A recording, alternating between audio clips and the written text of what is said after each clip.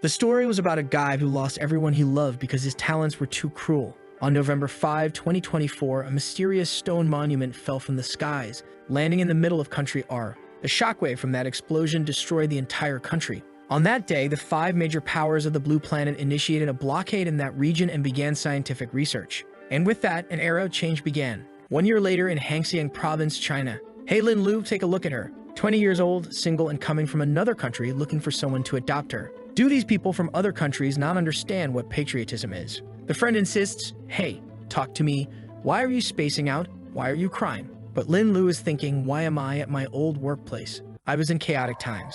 1 year after the monument fell to Earth, this place became a brutal game. Many people awakened different talents and extraordinary abilities. But on that same day, access to secret realms and waves of destructive monsters invaded the world. Humanity suffered greatly and tried to use their awakened powers to protect themselves. The world order was completely destroyed, and the only law left was the law of the jungle, where the strongest survive.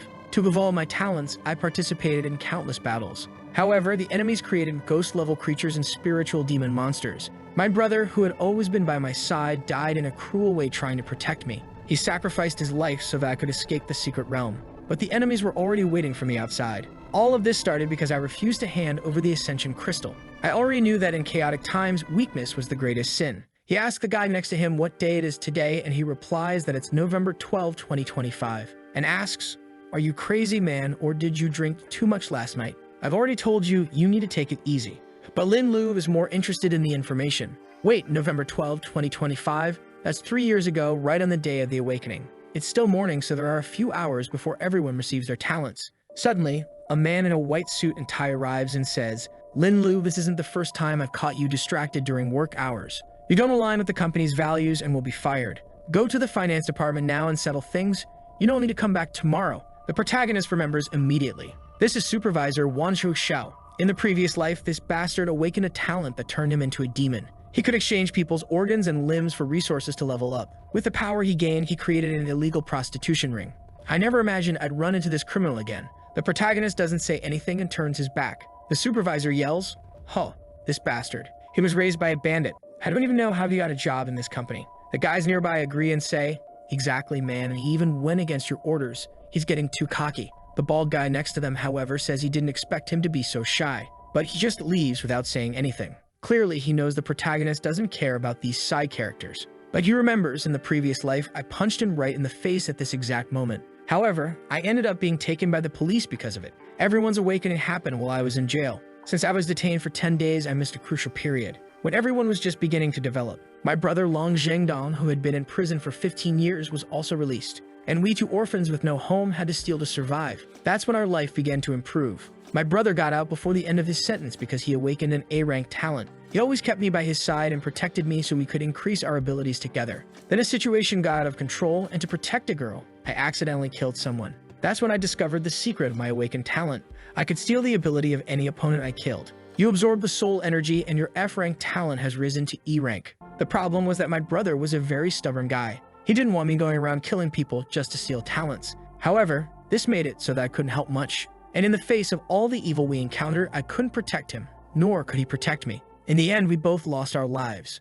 But I swear, in this life, I'm going to change everything I did. I'm going to make them all experience the hatred and fear I went through. If kindness didn't breed kindness, I'll handle things my own way. I'm going to be the most cruel, evil, and immoral person there is. I'll take full control of my destiny and use all the cruel people as fuel. I want to take the throne of invincibility. In the bathroom, Lin Lu of the Blue Star. Welcome to the new era. From today onward, Blue Star will open different instances in secret realms in various locations. Enter these instances and develop your combat talents. Congratulations, you have obtained a rank F talent, Plunderer. Effect, when you kill a living creature, you will steal 1% of a random attribute or 1% of a talent's ability or effect. Cooldown, 5 days. It's exactly the same thing I received in my previous life. As someone who has returned in time, I know the strategies for all the most well-known instances near Hangxiang. Inside a room, fully prepared with gloves and rope, Lin thinks, here he comes. From inside the room, he observes the supervisor talking on the phone who says, don't worry, man, I awakened a rank as talent healing comprehension. If you follow me, we'll do really well. You got a rank D ability, that's not bad. We can form a company. Don't worry, after my awakening, what's that old man going to do? He doesn't even know he'll be a target of my talent, and I'll consume him with my healing. From behind the door, the protagonist comes with the rope and loops it around his neck, saying, Well, it's good to see you again, Inspector Wang. You're my first sacrifice after my regression. The guy drops the phone and tries to use the power of healing. This is the creature I can form with my special power. But the protagonist already says, unfortunately, you won't have time to heal. It's over. Time for the next manhwa. You absorb the person's soul, and your talent has risen to rank E. The creature keeps healing the guy even after death, in a way, reviving him. And with that, he goes on killing and killing, rising from F to E, from E to D, from D to A, until finally his A-rank talent evolves to S, and Lin says, "Phew, that was worth it.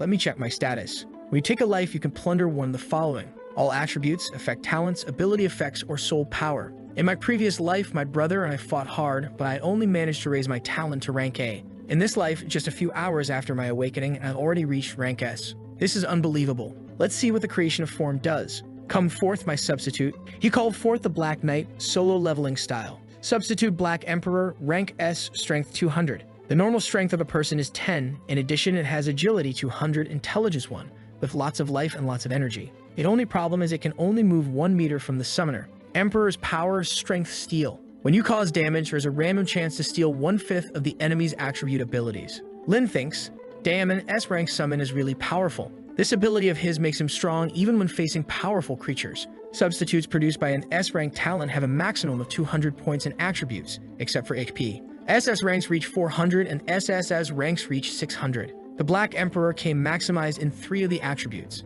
The weaknesses are that he's not very intelligent and not very fast. Besides, he can't move too far away. Anyway, it must be one of the most powerful creatures for close combat at the moment. Black Emperor, dispose of this body. Wang Zisho, in the past life, you became a demon by abusing your talent, didn't you? Now you've died in a bathroom. That was a fitting end for you. The world's going to be a mess soon.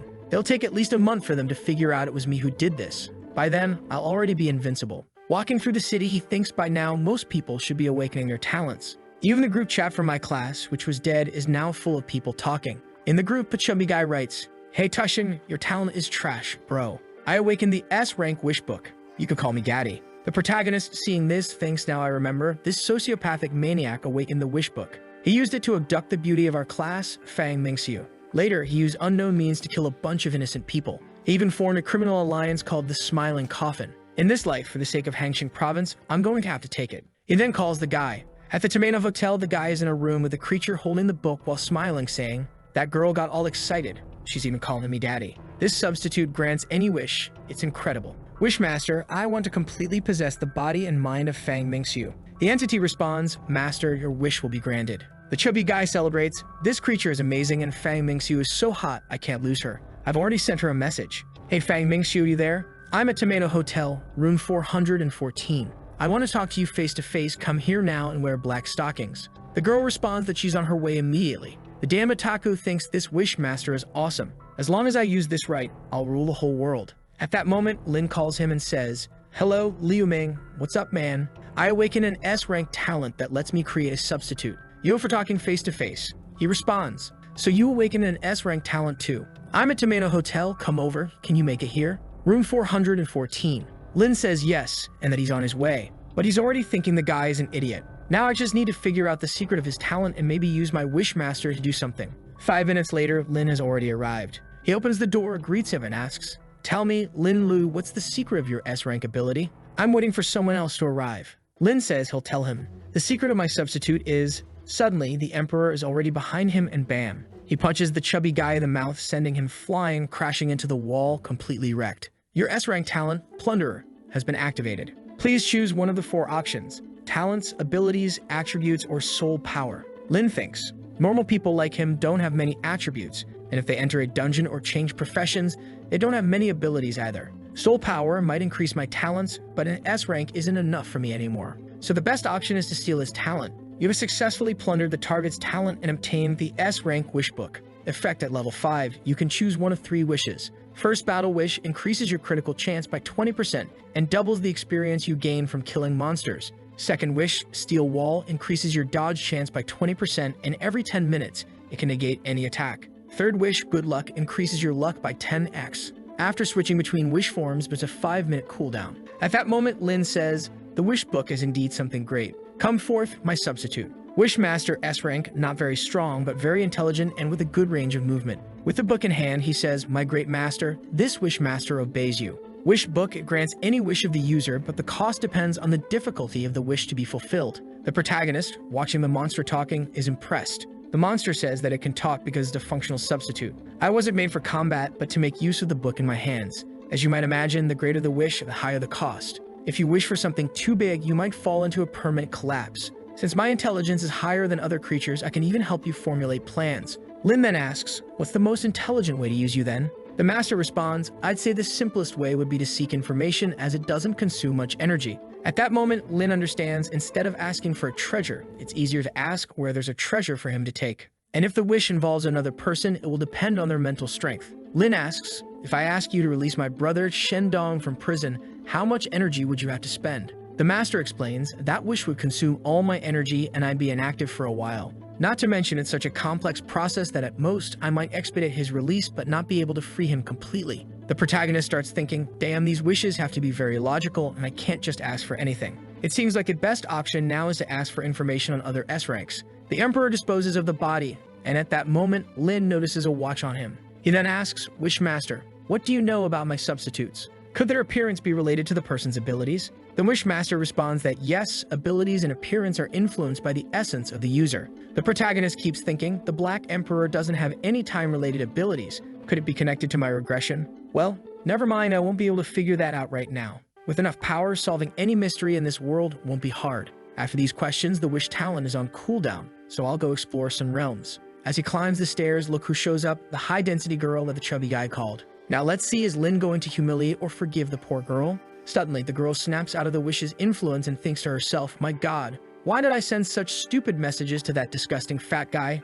I need to get out of here right now. Nothing happened, my friends. At the reception, Lin extends the room's stay so no one finds the body and then leaves. The plot then shifts to a guy named Yu Taiji talking with the goddess of time, who's saying, Master, during our time-traveling journey, some unknown entity stole my abilities, and that's what caused the return to this moment. Confused, he says, I can't believe it, even after everything I did, this happened. I, Yu Taiji, unleashed an SS of rank ability, time-space travel, right at the beginning of the Awakening era. With this power, I faced even gods, traveling the world alone. But I encountered the Guardian of Waidchua, a formidable opponent from the clan of logical beings. His attack did something strange. It reduced my 4,000 time reserve to 40. But barely, I saved myself and returned to the past. I wanted to return to a week before the Awakening, but it's already today and someone stole my goddess's talent. What the hell is this? The goddess informs, Master, I sense the secondary power is in the possession of someone in the city of Hangzhou. The guy looks and asks, are you sure? And how did your power end up with someone else? The angel responds, unfortunately, it seems the creature forcibly stole it from me. Are you going to try to retrieve it? The master looks and says, if he can steal powers, it suggests he's extremely powerful. You're not suited for combat and are still weakened. It's not worth trying to rush things and confront him now. Aren't you sure he's not part of the illogical clan? The goddess says not to worry. She's sure her powers with a human. Taiji then says, for now, let's hunt in some dungeons. Meanwhile, we'll form a team, and once we have enough strength, we'll settle the score with that criminal. In front of a gate, the guard gives a message. You should enter this place with great caution. It's important to form a team of 5 before starting the exploration. Caution is essential, be careful. The guys, however, respond, so what if it's a dungeon, it's just a magic hold, man? We're going to go in, wreck everything, and post it on TikTok because we're insane. Another one comments, man, I heard that after entering, we'll get a class change. Dude, this sounds a lot like a game I used to play. Hey, why don't you go in and take a look? But the friend responds, why don't you go in and take a look? Everyone knows the best strategy is to wait for others to go first and see what happens. Until they notice. Wait, is someone going in? Looks like it's the first brave one to enter. The guy comments, man, the young ones are really brave. Wait, but aren't you supposed to enter in a team of 5? Why is he going alone? Lin, going in alone, thinks, in my last life, I ran away from this place, but today it will be beneath my feet. Your body is being digitized and a backup is being created. All damage you take inside the secret realm will be restored when you manage to exit the instance. On your first 2 deaths, you will be resurrected and sent out of the realm. But on the 3rd time you won't return. Please choose one of the 6 basic classes: Mage, Archer, Warrior, Shield Bearer, Assassin, or Priest. In my past life, I chose Warrior. It was a pretty average class, but now, with 2 S-rank talents, I need to make a choice that suits what I want to do. Wishmaster, do you have any recommendations for my class? He responds, Master, I recommend you choose the Mage class. After you reach rank 20, I can help you obtain the secret class, Prophet Mage, and the Black Emperor will cover the biggest weakness of a mage, which is close combat. Lin is impressed as ranked talents can even provide secret professions, but I feel like the Wishmaster has some strange motive. If I choose Mage and then Plunderer on my second advancement, what profession will I get? The Mage responds, I don't recommend you become a Plunderer. That would create something weird, like a close combat mage. Lin thinks, as much as the Wishmaster's advice is important, I have to remember that Plunderer is my innate talent, and for now, the Black Emperor is my main focus. The problem is that his agility is at its limit, which makes fast professions a better choice like Assassin. Wishmaster, if I choose to become an Assassin and then a Plunderer on the second change, what will my profession be? The Master responds, you'll become a Rogue Outlaw. With this, you'll maximize the advantages of the Plunderer, but I still recommend you become a Prophet Mage. It's a profession that has a much more elegant and relaxed vibe. Lin just ignores this. I choose Assassin. Sorry, Lord of Wishes, but this is the best choice. You've changed to the Assassin class and your attribute panels are being generated. The two most important attributes for an Assassin, agility and attack speed, have increased, along with movement speed, which is also above average. He receives 5 Assassin skills: Backstab, Quick Reflexes, Sudden Strike, Phantom Blow, and along with that, an Apprentice Dagger with +6 attack. With this, I'll make the most of the Black Emperor. Please select the number of players to enter the dungeon exploration. The limit is 5. Of course, he chooses 1. The current power of the Black Emperor is that of a level 20 or 30 boss.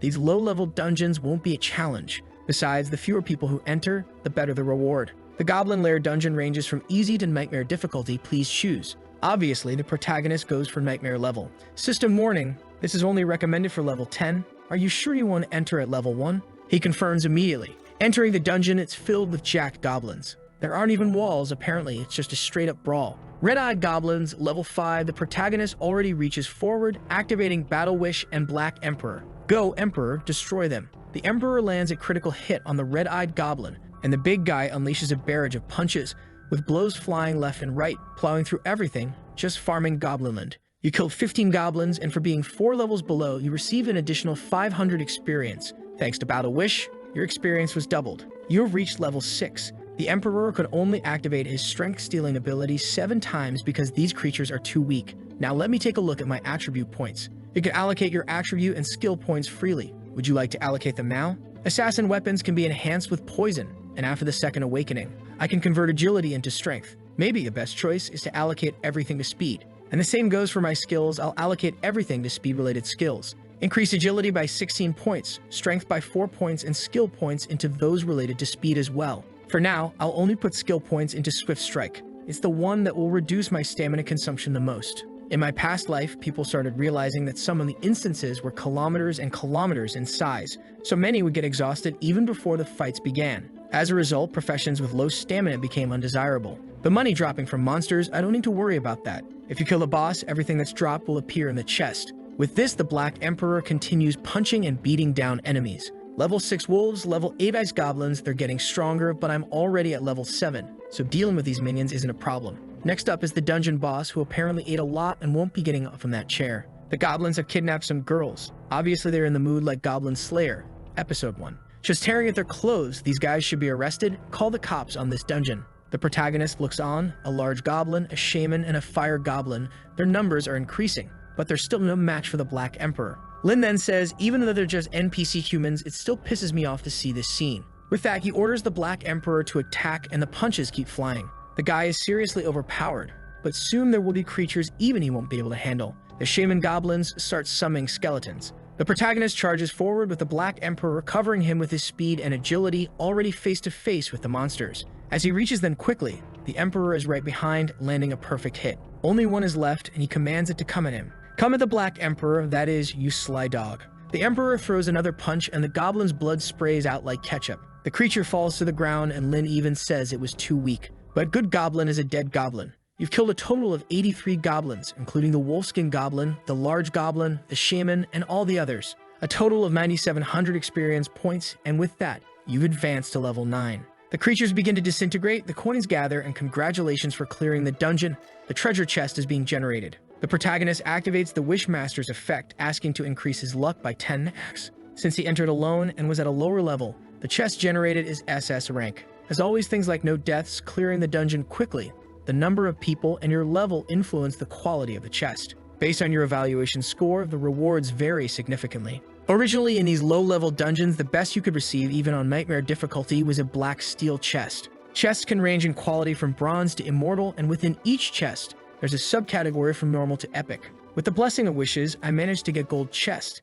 Now that's a good start. Open the chest. He receives 10 healing potions, some mana potions, some stamina restoration potions, an epic helmet, a regular wolf fur jacket, a frosty beginner's scepter, and a goblin's longsword. Additionally, he gets a special fireball skill, but it can only be equipped by magic class users, 150 copper coins, 15 gold, and 7 silver coins. He comments that silver quality items are still pretty mediocre. Moreover, he finds a normal class guardian armor that can be used by any class and an epic short sword that can only be used by assassins. Using the Wishmaster's effect is indeed very powerful. Even for a high-level chest, it's rare to receive 2 golden items. Let me take a look at the short sword's attributes. Besides ignoring part of the enemy's defense, it has a bleeding effect that continuously deals 5 damage over 10 seconds. Considering this is the start of the game, this is a very rare artifact, much better than the beginner's weapon, and it even has a bleeding effect. He also checks out the light armor, which has an additional 10% dodge chance, and then he equips everything. With that, the system creates a backup of the character.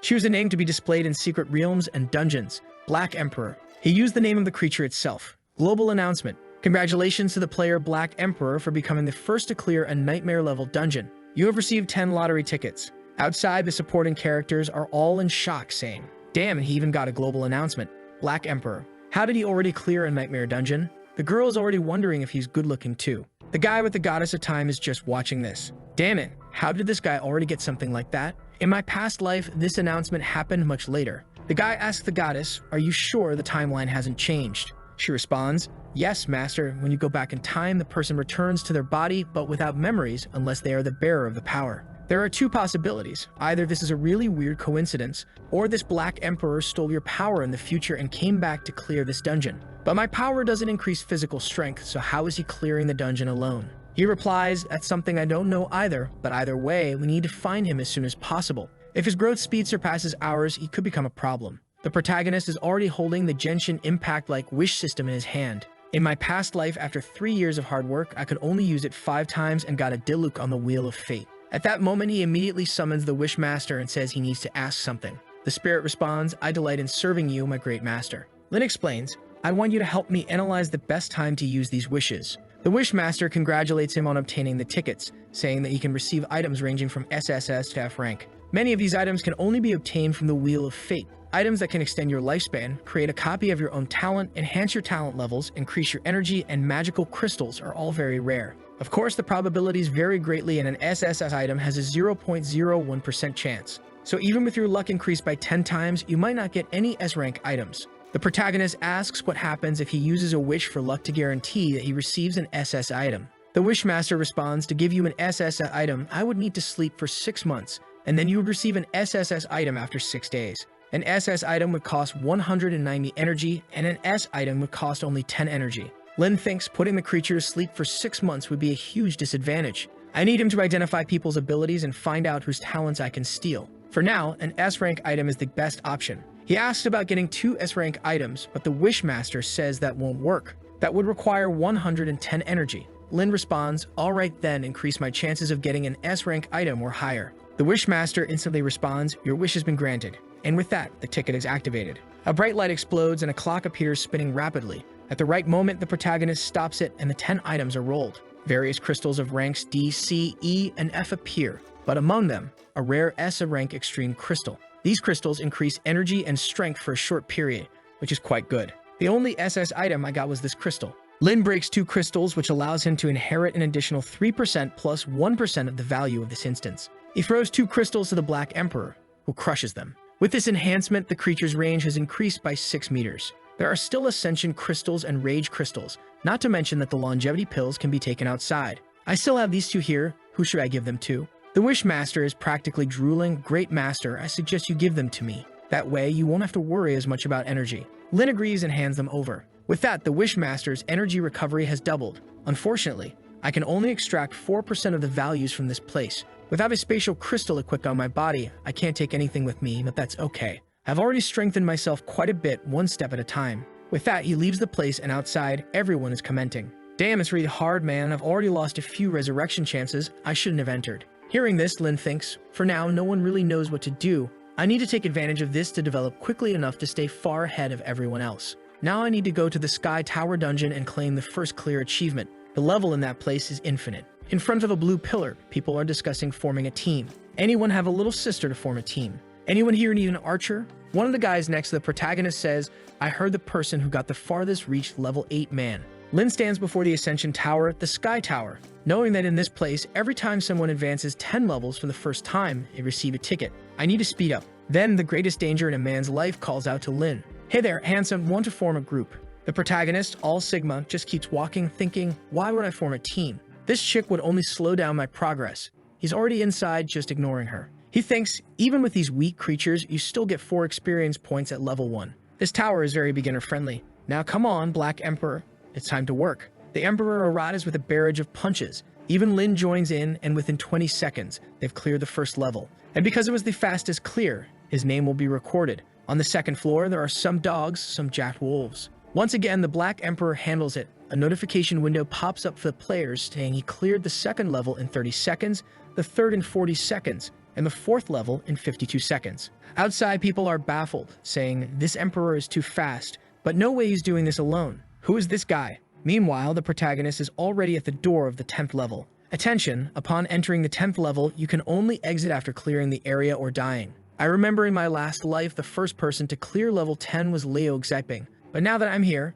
I'm going to claim the level 10 and level 20 achievements. Facing the level 10 kobold boss, the creature charges at him with a sword, but Lin manages to dodge just in time. Taking a direct hit from this enraged beast wouldn't be a good experience. Lin thinks as he calls in the Black Emperor to face the creature head-on. The Emperor punches the kobold in the chest, sending it crashing into the wall, but the boss's aura activates, and for the first time, the Emperor is pushed back as well. It's not as easy anymore, Lin realizes. The kobold boss, wielding 2 swords, leaps at him again, slashing through the air. The Emperor barely dodges, appearing behind the boss midair and lands a blow square in the middle of the kobold's head, dropping it instantly. Congratulations to the player Black Emperor for being the first person in the world to clear the 10th floor of the Ascension Tower. Lin receives more tickets as the outside world erupts in disbelief. No way, it's the Black Emperor again. Who is this guy? Meanwhile, scientists analyzing mysterious rocks are concerned. It seems clearing dungeons is triggering some mechanism here. The inscriptions indicate a rat-level disaster will occur on the blue planet.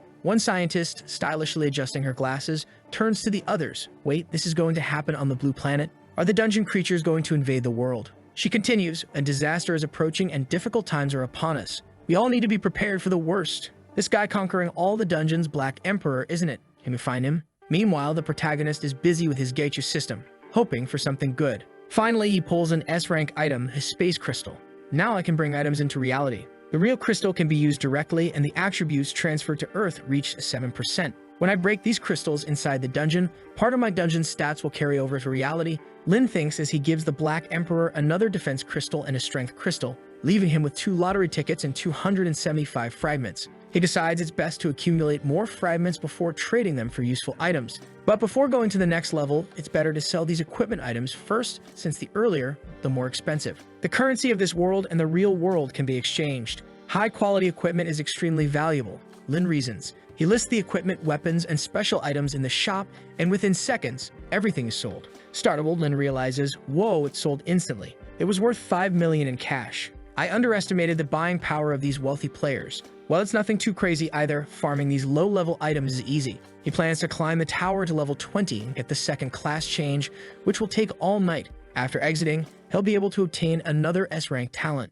The 3 most notorious guilds during the chaotic times were the Smiling Coffin, the Great Tomb of Nazareth, and the Octopus Society. All these guilds have extremely powerful members with rare talents. After I deal with these individuals, I'll head straight to the City of Sinners, the perfect place to steal as many talents as possible from bad people. Everyone in that place doesn't deserve forgiveness even after 1,000 deaths. He reflects on the past. The people who killed me and my brother didn't seem to have any S-rank talents. They were probably freelancers hired by some guild. Once I settle the most important matters, I'll seek vengeance for the past. The scene shifts to a guy on a computer who seems to be a scammer, trying to lure people searching for good jobs to China. He says, they might have improved the system, but I know what to do. Just set up a fake company, get some people working for a while, and then announce we have plenty of job openings. Another fat sheep has taken the bait. The boss will love this one. Back to Lin, who is now entering the 11th floor of the Ascension Tower, where he's facing skeletons that, to be honest, are the scrawniest skeletons that I have ever seen. Lin stands amidst the skeletal ruins of the tower, thinking, damn, this place is nostalgic. I remember spending so much time here with my brother, killing skeletons to complete the full skeletal set, but there's no time for sentimentality now. Emperador, attack them all. Don't leave a single one standing. Give them a JoJo-style beatdown. The Black Emperor charges, delivering a flurry of punches to the skeletons, reducing them to dust. Fast forward to level 17, where Lin encounters the skeleton commander. The commander thinks he has a chance because Lin is only level 13, but he's swiftly taken out by a perfect assassination strike from behind. With 3 years of combat experience from my previous life, these lower floors pose no threat. Lin muses. Within 8 minutes, he's standing on the 20th floor, face-to-face with the skeleton Lord Tedemir, a formidable foe with 2 abilities. Shadow Summon, which brings forth a legion of skeletons when he draws his sword, and a crushing sword strike. Tedemir raises his massive sword, summoning over 200 skeletons. This floor is way tougher than the previous 19, Lin notes. The skeleton army charges, but the Black Emperor meets them head-on with a powerful punch. Now surrounded, Lin realizes this is the quickest way, but it's risky. You know what? Come to me, Wishmaster. I want the Black Emperor to deal critical damage until the skeleton Lord Tedemir is defeated. The Wishmaster appears with his book, Great Master, your wish has been granted. Even Lin is surprised, can I really make a wish like this? The Black Emperor is now surrounded by a critical aura, confusing even the boss. Lin commands, go for it, Emperor. The Emperor closes in on Tedemir, who suddenly disappears in a cloud of smoke. Where did my Emperor go? Lin wonders.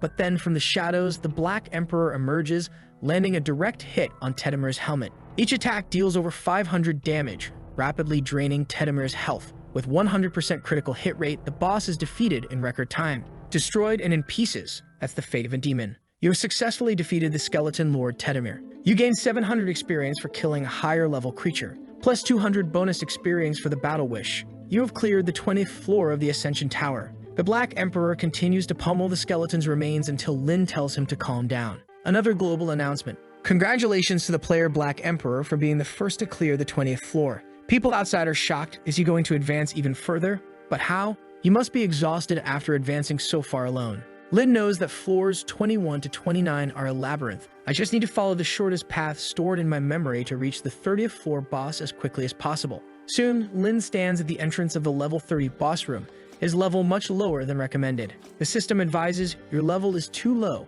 It's recommended you return another time. But Lin laughs, this system is amusing, giving me suggestions, and enters. The boss is the Minotaur King, towering over Lin with his massive hammer. Level 15. Foolish human, do you know what you're about to face? Lin responds, your palace is actually a giant trap, isn't it? The Minotaur, confused, shrugs it off, whatever. Black Emperor, go now. The Minotaur swings his golden hammer and the Black Emperor barely dodges the earth-shattering blow. Lin thinks based on my past life's experience, it's unwise to rush from floor 21 to 29 through the labyrinth. The monsters you avoid might be summoned by the king. The Black Emperor strikes from above, but the Minotaur tries to catch him, narrowly missing as the Emperor slips away. Lightning crackles as the Minotaur smashes the ground, setting off a chain reaction. In my past life, countless players lost to these traps, but I know the right plan, Lin says. He calls the Wishmaster again, asking for critical hits for the Black Emperor. The Emperor lands a perfect blow to the Minotaur's eye, then another to its mouth, delivering a barrage of punches that drains the boss's health rapidly.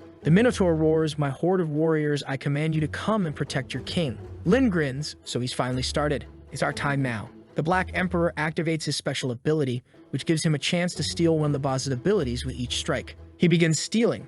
Ground Explosion, Life Drain, Fury Dance, Attack Points, the King's Command Skill, and 30 Agility Points. The poor Minotaur is left completely disoriented. Although the stolen skills don't come with full power, they're still potent. The thrill of stealing really is something else, Lin admits. Congratulations, you have reached level 18, even stealing EXP from the boss. At that moment, the door behind them opens and a group arrives. The creatures from the other levels have finally shown up just in time. Warriors, listen to my command, retreat. These fools came at the wrong time. Let's test the power of these new abilities and see if they're worth anything. Hammers fall to the ground, kneel, and they all obey. The scene shifts to the dungeon of the Mushroom Kingdom. Kneel before me. This is the Mushroom King. The guy with the Goddess of Time appears, saying, congratulations, truly worthy of an SS ability. The Emperor's vision. I've been hearing your name for a long time, Ru-Terang. Ru-Terang responds, who are you and why aren't you afraid of my Emperor's vision? My name is Utaiji, a person who exists outside the limitations of time, and I can make you stronger. The guy asks, what do you mean by outside of time, and why did you come to find me?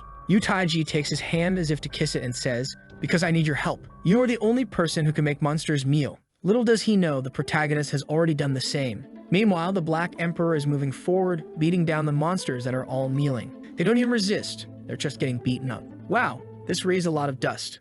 The protagonist moves on to levels 19, 20, and 22, and in 16 minutes and 29 seconds, he finishes the 30th floor of the Ascension Tower. Once again, this is announced to everyone. Outside, they have no idea that the Black Emperor is walking right past them, all cool and composed. Next time, I'll make my class change. Now sitting in a restaurant eating a big bowl of ramen, Lin thinks, I'm sure the class change will be harder than the warriors. Not to mention my past experiences won't help me in this case. At the next table, a guy slaps a girl in the face and says, "You useless healer, always messing up our team." Lin just thinks, oh boy, these colleagues of yours, girl. But he overhears their conversation. Hey, do you know Lin Lu's brother? That guy's a criminal who's in prison. My table's right next to Lin Lu's. Is he going to steal my stuff? Better be careful. Turns out, they're all from the protagonist's old company. These guys were all cronies of the supervisor, always trying to ruin my reputation. The girl, with tears in her eyes, begs for forgiveness. Please, I didn't do anything. But the guy kicks her and says, what good are your apologies? It's your fault that Xiaoji died.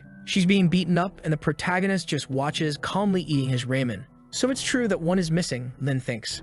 Xiaoji really is dead. They sit down at the table. Hey boss, bring us 3 bowls of ramen and some of your best dishes from the menu. Also bring this girl here. The guy kicks her in the forehead and adds, get up and stop pretending to be dead. She tries to get up, almost passing out. She says, when the supervisor was alive, they weren't like this. But the guy runs his hand through her hair and says, you're talking about the supervisor? But he's not here anymore, darling. The protagonist, observing from the side, thinks, the supervisor will live in your hearts because I've already taken his life. The bald guy grabs her and says, in the past, you were the supervisor's lackey, and now you'll be ours. Lin continues calmly eating his ramen. I remember they had a close relationship. It seems the world's changes have also changed them. At the table, the bald guy asks, Captain, now that Xiaoji is dead, our team is short on members. What are we going to do? The guy with the red tie says, you're right, man, we need to recruit new members quickly, and we need to get past the 2nd floor of the Ascension Tower. Meanwhile, the poor girl is on the floor, healing the guy's feet and giving him a massage, until one of the side characters spots the protagonist and says,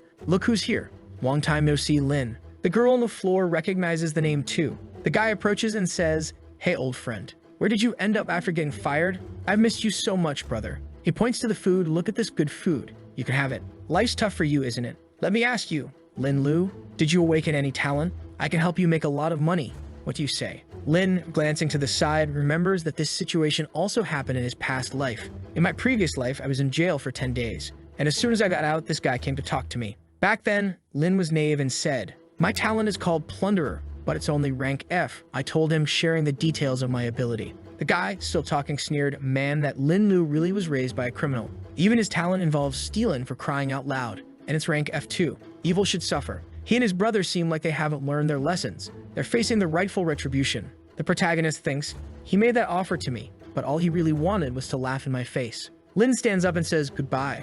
I have no interest in joining you. Confused, the guy asks, you don't want to join us? How are you going to play in the tower alone? Kid, stop dreaming. You think you're going to become the next Black Emperor. Little does he know. But then here she comes, that damned girl. Lin knows in his past life she always messed with him. The girl pleads, brother Lu, please save me. Suddenly, she's on her knees begging. Lin asks, what do you want me to do? She grabs his hand and says something cryptic. Mount Everest is big and round. But he only replies, you must be mistaking me for someone else. I can't help you. In the background, the thugs are approaching angry. One of them yanks her by the hair, saying, oh, you filthy wench trying to seduce him, huh? You think Lin Lu has the ability to save you? You think he has a high-level talent?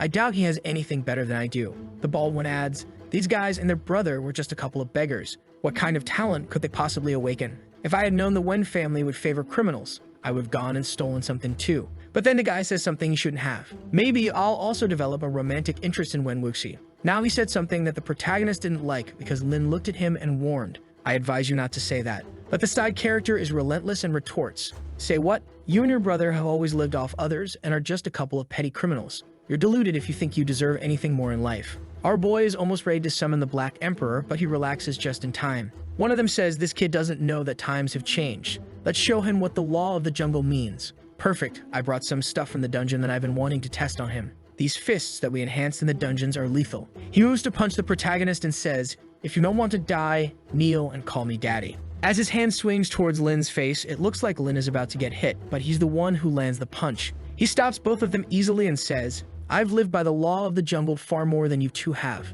The girl is already falling in love. When she was trying to seduce him, the artist was more excited. Now she's all beaten up again. The boss thinks, two useless idiots. How did you not defeat him? He pulls out a blade, saying that Lin must be looking to die. He charges, but Lin dodges and lands a solid hit on the guy's jaw, putting him to sleep. He delivers another kick. Lin is incredibly calm in this fight. He knees another guy in the chest, sending him crashing into the wall. The guys are all beaten up, and Lin thinks, this bunch of weaklings. It's almost humiliating to have to fight them. The bald guy is confused. How is Lin Lu this strong? What level of talent did he awaken? Maybe at least S rank. What do you think about joining him? It seems like a good idea. Brother Lu, do you need more members? We're willing to throw our dignity away and do all the dirty work for you. Lin replies, I already said I don't want to form a team, but you just don't believe me, do you? But there's a suspicious-looking guy watching everything from above. Brother Lu, please forgive us, man. We were blind and ignorant. Please forgive us. The guy upstairs, calmly sipping his tea, says, I didn't expect to find someone this strong in a place like this. He turns to the people next to him. Put someone smart to keep an eye on this kid. The lackeys nod in agreement. This is Bai Hongli, one of the 8 masters of the Beiki Society Hall. Someone who awakened an S-rank talent. The guys on the ground are all desperate, kneeling before Lin, who's walking away. The girl on the floor is sprawled out, saying, that kind of man is the strong guy I want. Lin is leaving, but she headbutts him right in the butt. This seduction technique is new to me, he thinks as she says, Brother Lu, forgive me. When I disrespected you at the company, it was because the supervisors ordered me to. I had no choice. You're not mad at me, are you? But Lin, ever the Sigma, simply says, let go of me. The poor girl pleads, no, Brother Lu, please take me with you. I'll repay you with whatever you want, as many times as you want. But he just pushes her away and says, learn to respect yourself first, woman. He walked away, leaving her there thinking, how could he do this to me? I was the flower of the company, and I wanted to work with him. The guys behind her start mocking her. Xiaomi, you think you can seduce anyone? In Brother Lu's heart, there's already Wen Yuxi. You don't stand a chance. She glares at them, furious. What do you mean? I'm way better than Wen Yuxi. But they just respond, you're not even good enough to carry Wen Yuxi's shoes. She's not happy and activates her aura. But then the guys activate theirs too and say, Lin Lu's already gone, you know. You better watch what you say. Meanwhile, the guys who got beaten up are struggling to stand, stumbling around. Damn it, Lin Lu wrecked me. Seeing that they're all messed up, Xiaomai sees her chance for revenge. She slaps one of them across the face. This is for the way you treated me. The guy tries to retaliate, but she slaps him again. You want to fight back? You want to die. Up above, the psychopath watching says, damn, she hits hard. I like it. One of the lackeys suggests, let's recruit her for the guild boss. She could beat you up all the time. He considers it, maybe that's a good idea. We could use more women in our guild, and make sure to gather information on that guy who just left. It'll be easier to manipulate and blackmail him if we know some of his weaknesses. All right, boss, I'm on it. The girl, having just beaten up the 2 guys, declares, I'm going to put you under my feet too, Lin Lu. Suddenly, a man with glasses approaches and says, excuse me, miss, have you heard of our Beiki Society? She asks if that's the famous guild. He responds, yes, our guild is interested in promising players. Would you like to join? All excited, she agrees, thinking, Lin Lu, just wait and see what I'm going to do to you now that I'm in a big guild. She signs her name and he says, from now on, we're family. So tell us, Miss Kim, who was that guy who left, and what's your relationship with him? He seemed pretty rude. She puts on an Oscar-worthy performance, saying he was a friend from work, but he deceived her feelings and betrayed her. The man asks, does this guy have any weaknesses? Something that could help you in your revenge? She thinks for a moment and says, I know his weakness. It's a woman named Wen Yuxi. Meanwhile, Lin is casually walking through the city, but he's being watched by a peculiar guy. On the phone, the guy receives some news. Did you hear? Our boss hired a girl. He really knows what the brothers need. The protagonist, who's no fool, has already noticed he's being followed. Why is this guy following me, and what's his background? The guy on the phone hears something else. They reveal the weakness of this guy. It's a woman named Wen Yuxi. Looks like our boss is planning to control Lin Lu by kidnapping this woman. After you determine Lin Lu's next move, we'll investigate this girl. Lin, who was walking ahead, suddenly pulls a Michael Jackson move, spins around, and comes face to face with the guy, thinking, I want to see who's bold enough to follow me. As he passes by, our boy thinks, I've seen this guy somewhere before. I don't remember his face. The guy, completely lost, bumps into the Black Emperor and immediately takes a punch to the mouth, smashing into the wall. Lin asks, now tell me who sent you. The guy, all messed up, says, brother, you've got the wrong guy. But Lin responds, just passing by. You've been following me since I left the ramen shop. Lin grabs the guy by the ear and realizes, so he's from the Beiki Society. But something's off. The Beiki Society shouldn't have appeared this early. He pulls the guy's face close and says, I'll give you one last chance to tell me why you were following me. But the guy insists, I already told you, man. I was just passing by. You've got the wrong person. Lin stares at the guy, thinking the assassins from the Beiki Society have always been known for never revealing secrets. It looks like interrogation is going to be a waste of time.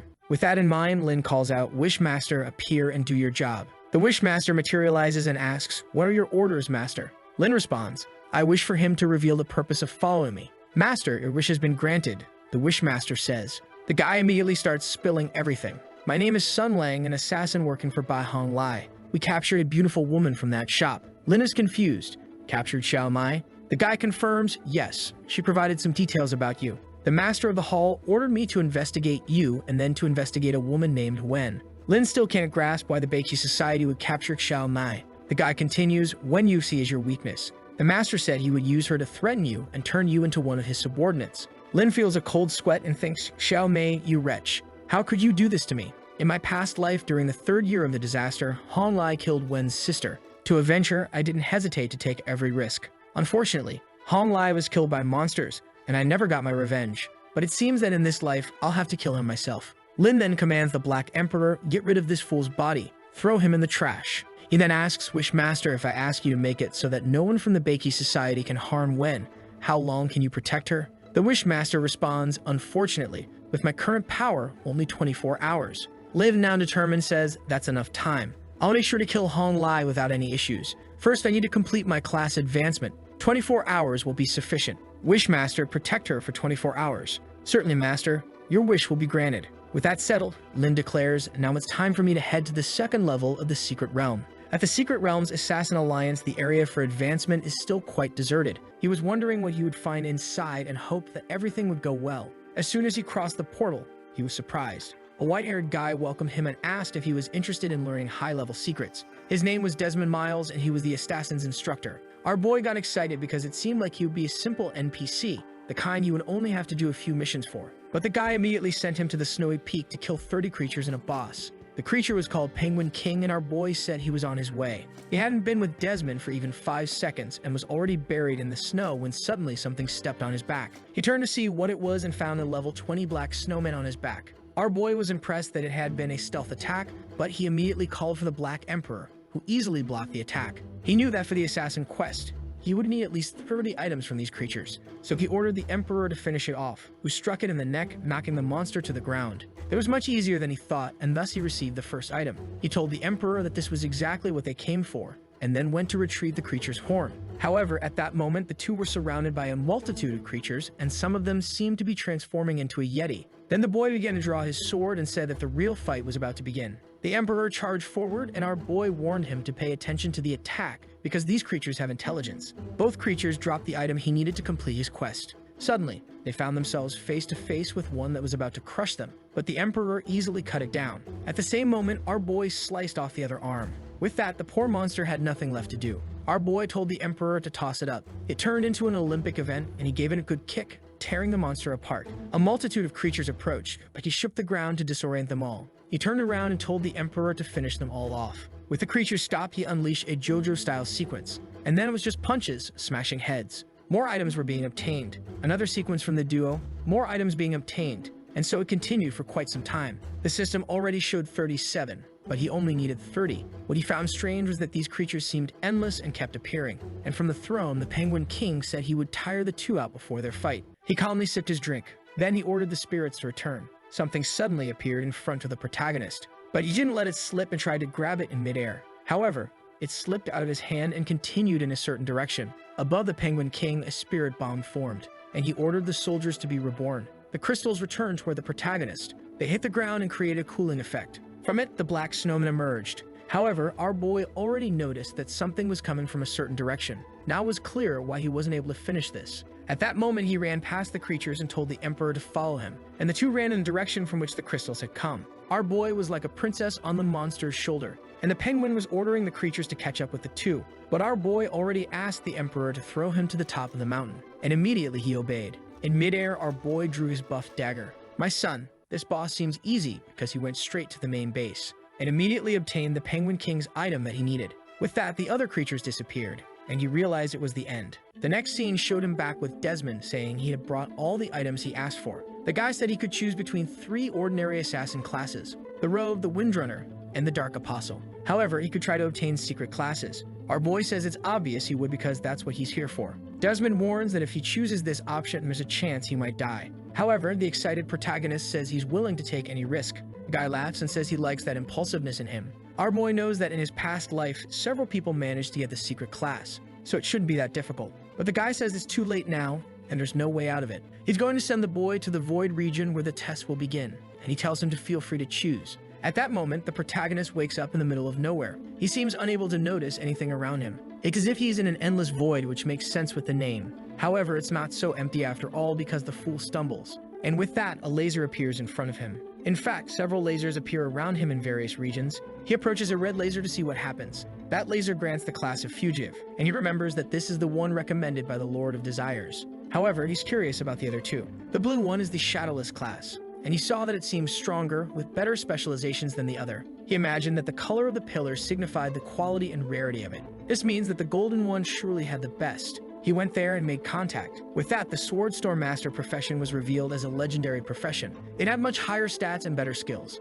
Not to mention he hadn't even heard of anyone getting something that powerful in his past life. If he could get a class like that, dealing with that society wouldn't be so difficult. The question that remains is why the Lord of Desires was hiding this from him. He orders him to leave and Keith presents himself immediately. He asks why the Lord was lying, feeling a bit embarrassed and angry that the boy is so smart. However, embarrassed, he says he would never have the courage to lie to the boy. It's just that, in his judgment, the outlaw class was the safest choice. The protagonist asks what he means by that. The Lord of Desires then shows him the compatibility and success rate he has with that profession. Our boy really thinks that 1% compatibility is very low. The Lord then showed the same stats but for the Shadowless class. He then wanted to know what was so special about the Fugitive class that made him so confident. There the rate was 98 with 89 compatibility. Our boy says it seems like he's right and the Lord thanks him. However, he then says that he doesn't feel like choosing the safest option. He had to choose the class with the best return. Confused, the Lord wanted to know why he would do something like that. However, he just grabs the Lord's shoulder and says that from now on, he will help him make choices and never make a decision. As he heads towards the pillar, the Lord of Desires says he understands. He then asks if it's possible to have 100% compatibility after learning the class. The Master says it is possible, but it will be much more difficult than with the others. Moreover, if he fails, he will become extremely weakened or in the worst cases die. Our boy responds that he's prepared for that. Not to mention that being weak for 20 days is the same as dying since everyone will become stronger than him. With that, he slaps the Lord's face and warns that he's good at calculating probability, but forgot that he himself exists. And at that moment, he makes a wish. He wishes for the profession change to Swordstorm Master to be successful. The Lord of Desires says that the wish is his command. He casts a blessing on him, saying that now the wish will come true, and the chance for class transfer increases to 100%. Our boy feels enveloped in a golden aura. With that, the class change is initiated. Outside, Desmond can see that he chose that class, which is crazy because he's seen SSS-ranked people fail at it. In meditation, he thought that if he really wanted to obtain this, he would have to understand the true essence between the storm and death. After a while, he opens his eyes. Someone says he should be loyal to the wind, and also loyal to the sword, but above all, loyal to the heart. He would have to be the person who is always on the verge of death, but still never fears it. He should carry the sword as if it were his own heart and listen to the sound of the wind, because if fast enough, the sword and the wind are the same thing. In the Blade Storm class, the more times you cut, the fiercer the cuts become. And only those who face obstacles head-on can grow stronger. It is the only assassin class that never flees from combat. Outside, the Lord of Desires tells him to return soon. He was running out of energy and was about to fall back asleep. As soon as he finishes saying this, he begins to disappear. However, our protagonist says that now it all depends on himself. He starts to feel dizzy and tired, and his body falls onto the platform. Outside, his body also seems to collapse. It seems that Desmond doesn't care about him, leaving the boy face down on the ground. He stays there, collapsed, unable to do anything. And Desmond says that indeed, this is the price of arrogance. The rankings show that several people are finally reaching their first and second ascensions. Desmond laughs, saying that if the boy had been less arrogant, that title would have been his. Meanwhile, the protagonist tries to get up. The guy asks if he's still alive, and our boy says that indeed he is still number one. Desmond, startled, questions whether he really thinks he managed to pass the legendary test. At that moment, he takes a stamina recovery potion, and the guy finds it strange that he has something that good.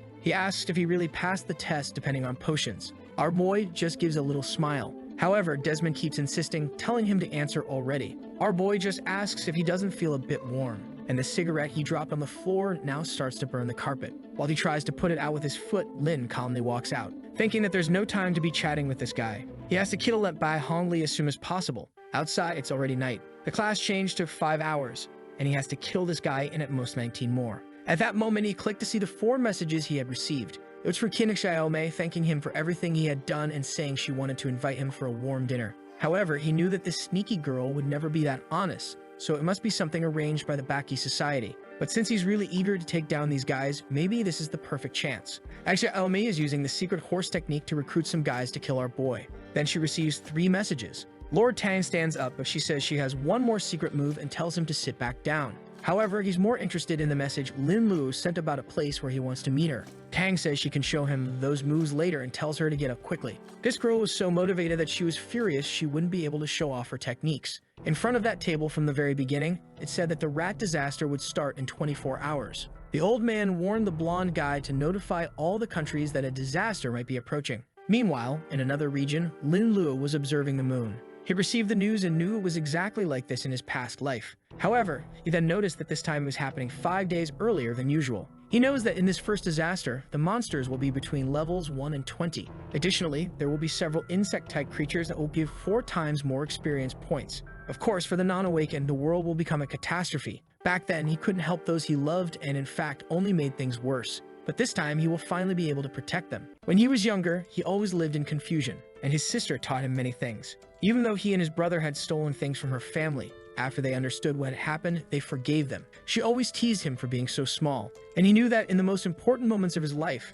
she was there to congratulate him like when he graduated from college. In all the important moments, his sister was there for him. But when she needed him the most to protect her, he wasn't there for her. So this time, he will take revenge on Bai Hongli. A car approaches on the road. Inside are the movement expert and Lord Tang. At that moment, he receives a message. He calls the guy Kagao's, but it seems to be Bai Hongli, and he says what he wants. Xiao Mai is impressed that even the guy she likes so much seems to be afraid of this person. He informs him that the test will begin next month, and he says it's fine. The guy says they awaken an SS rank person, and everyone's goal is to gather crystals for this guy. He just agrees while thinking that this damn Miyamoto Musashi is stealing everything that should have been his. Princess Yoshiko was supposed to be his, along with the entire future of the Baki Society. Before that day comes, he will need multiple crystals, and people like Lin Lu need to become his miners. He tells the girl she has to do everything to bring Lin Lu to work for them. She says not to worry, that she knows exactly what tricks to use. Of course, he says he knows those tricks of hers very well. When our girl was lying on the beach, she approached, confident that if she could take down Lord Tang, she could take down Lin Lu. With that, she came running and shouting for Brother Lu. She screamed that she had arrived and threw herself at him, but he just stepped aside, and she fell flat on her face. She turned around and said that fall hurt a lot, but at that moment he ignored her and asked where Bai Hongli was. She knew that was the name of the guy Tang was talking to and got confused. With that, she made a dumbfounded face, wanting to know what he was talking about. However, he approached and said it was the Lord of the Baki Society. She said she was indeed in the society, but she didn't know this guy. Lin Lu then turned and said that if that was the case, he had nothing to do with her. She said she still didn't know, but he could join the society and find out who he was. That way, he could get resources, money, and everything he needed. At that moment, Tang receives a call and answers, asking what she wants. It's Lin Lu who says that actually he already killed the girl. A startled Tang asks if it's that Lin Lu guy, who immediately tells him to come over since he knows he's nearby. He throws the phone into the water, and she realizes that the boy knows the whole plan. Tang starts clapping, saying it's amazing that he already knows. And he says that Lin can join them and they will do great things in this place. Lin asks if these so-called great things are the plan to restore this country so they can dominate everything. Startled, Tang asks how they already knows about this, but Lin ignores him and says that they all deserve death. At that moment, he summons the Black Emperor, who unleashes a barrage of punches while the guy tries to defend himself. He tells Princess Kaguya to retreat because she won't be able to withstand it. The monster, who apparently has airbag protection, says she understands. The Black Emperor merely lands a blow, but she leans back, dodging it. He launches another attack, but she blocks it with an umbrella. Lin Lu is impressed that she can actually hold off the Emperor.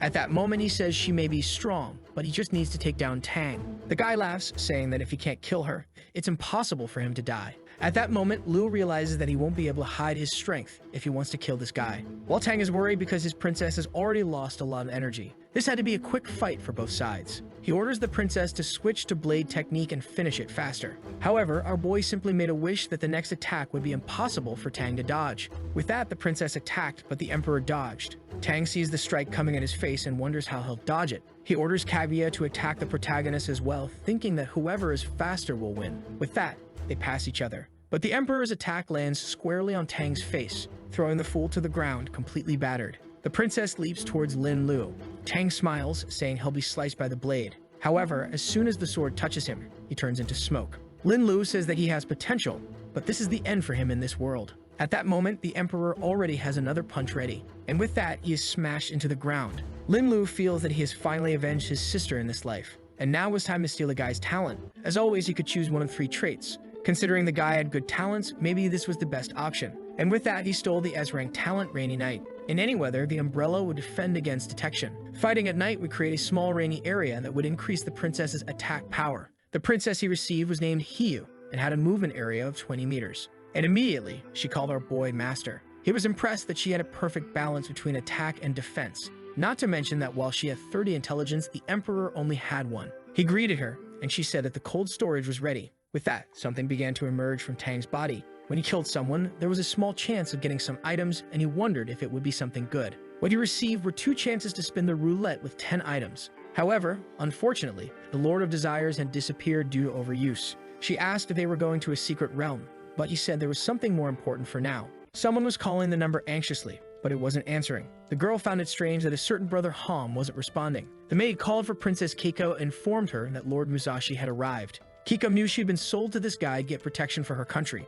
All she wanted was for him not to have returned. The time she spent with Hong was the happiest moment of her life. She knows that if this guy were around, he would be able to help her escape. But the number she's calling isn't answering at all, and she wonders where he is at that moment. In front of a mansion, Lin says that Bei Hongli's death will cause a mess. However, he knows that right now the Serpent Society must be investigating some assassination. Ryu says that Yusu should be safe, and then asks if the girl he's so worried about is his girlfriend. He says not yet, but she wants to know if it looks like it will happen in the future. And she says it seems he cares a lot about this girl to have come so late. He says yes, she really is very important, and he remembers her and her brother holding hands with him. In this life, he will protect everyone as much as possible to avoid any regrets in the future. And with that, he tells the princess that they need to go. She asks where, and he says they are going to the sanctuary forest to level up as quickly as possible. The scene changes to him in front of the crystal, saying he wants to enter. The guy says that only level 30 people can, and our protagonist says he knows very well. The guy then says he'll have to show his information. He just shows the Black Emperor card, and the guy on the right recognizes him as the person who dominated the announcements. He asks if he can go in that case, and the guy says yes.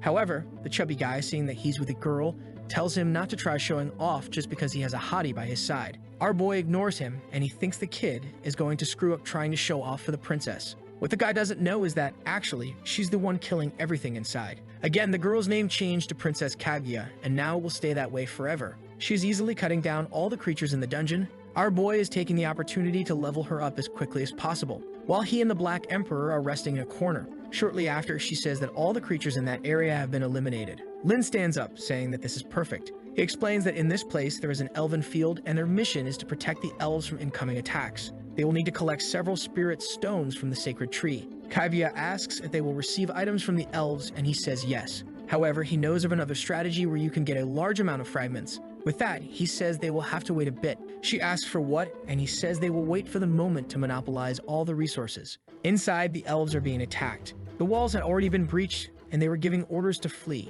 It was at that moment that our boy approached with Kaguya. Near a cave, a bunch of slimes was approaching. They stacked on top of each other and created a creature called the Leader of the 8 Uglies. That thing gave a ton of experience and was level 35. He invaded the elven base, sending the creatures to attack. However, at that very moment, a slash passed through. Lin Lu had arrived and said they were there to profit. Obviously, the monster wasn't happy and said he was asking for death. But he just went to the tree and started stealing the crystals. And he delivered their energy to the Lord of Desires, who appeared saying it was something very abundant. With that, he asked for the Black Emperor's attacks to deal critical hits until that monster was dead. The Lord activated it, saying that the wish was his command. The boss charged forward, but the Emperor also went in, unleashing the JoJo. However, Lin ordered Kaguya to defend the Black Emperor so he could be free. With that, she attacked with the umbrella, which went towards the boss's hand and created a shield. There were some creatures there, but they seemed like level 1 monsters. They threw some spores, but our boy's summons easily dodged them. With that, both went after the boss and quickly started to overpower him. A little while later, after being beaten, he let out a roar upward, and a strange energy began to accumulate on his head. Lin warned that this was a self-destruct attack and told Kaguya to save the two of them. The monster from afar launched a green barrage, and Kaguya stood in front of the Black Emperor to defend him. After a while, the smoke cleared. She was dissipating from expending energy, but the Emperor had survived. Lin was impressed that both of his creatures were almost destroyed. Then she activated another crystal, telling his creature to take advantage of the boss's weakened state. The Emperor was immediately re-energized and unleashed a sequence of attacks on the boss. With that, the poor thing was shattered on the ground, and man, the creature gained 9 million experience points. Our boy got excited since he was about to receive the third sub-ability, and a golden energy began to envelop his body. However, on the ground were the remains of the slime, which suddenly attacked our boy. But of course he was confident, right? You know this reference, don't you? Who was the first to unleash this attack in anime history? Lou just smiled as he extended his hand, and with that, the monsters were all pierced. Our boy smiled because now his combat power was no longer inferior to the Black Emperor's,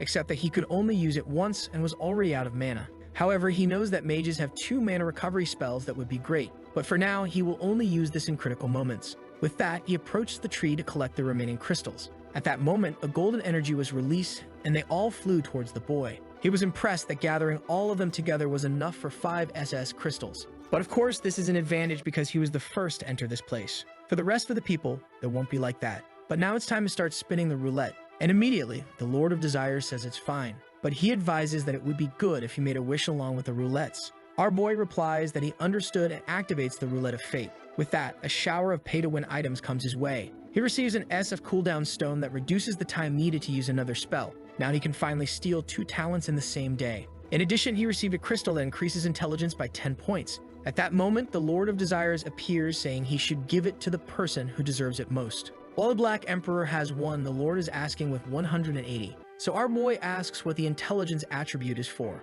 The Lord explains that it doesn't necessarily make a person smarter, but rather makes them faster at solving problems. Basically, the more intelligence, the quicker a person can learn and gain experience. Lin thinks that maybe that's why the Black Emperor is no longer able to defeat everyone as easily as before. Apparently, he's the one who needs this crystal the most. With that, he gives it to the Emperor, who immediately absorbs it and even becomes slimmer. He then thanks him and says that thanks to this gift, he will defeat all enemies. Lin Lu says that from now on, he will make his own choices in combat. With that, he gives 2 crystals to the Lord of Desires to increase his energy limit. He thanks him and says he will try to help him locate the next S-rank talent. The scene shifts to another building. A boy is thrown into a trash can. The blue-haired guy says that now that he's awakened an A-rank talent, they won't mess with him anymore. However, the boy doesn't seem to care much about that and activates some fire hands. He jumps towards them, asking if they really think they can escape without paying the price. But a tentacle wraps around his wrist, and the blue-haired guy warns that he's not the only one who has unlocked a great talent. Man, when I see tentacles, I already get scared. You know that soon some poor girl is going to suffer. But for now, it's this fool who's trapped.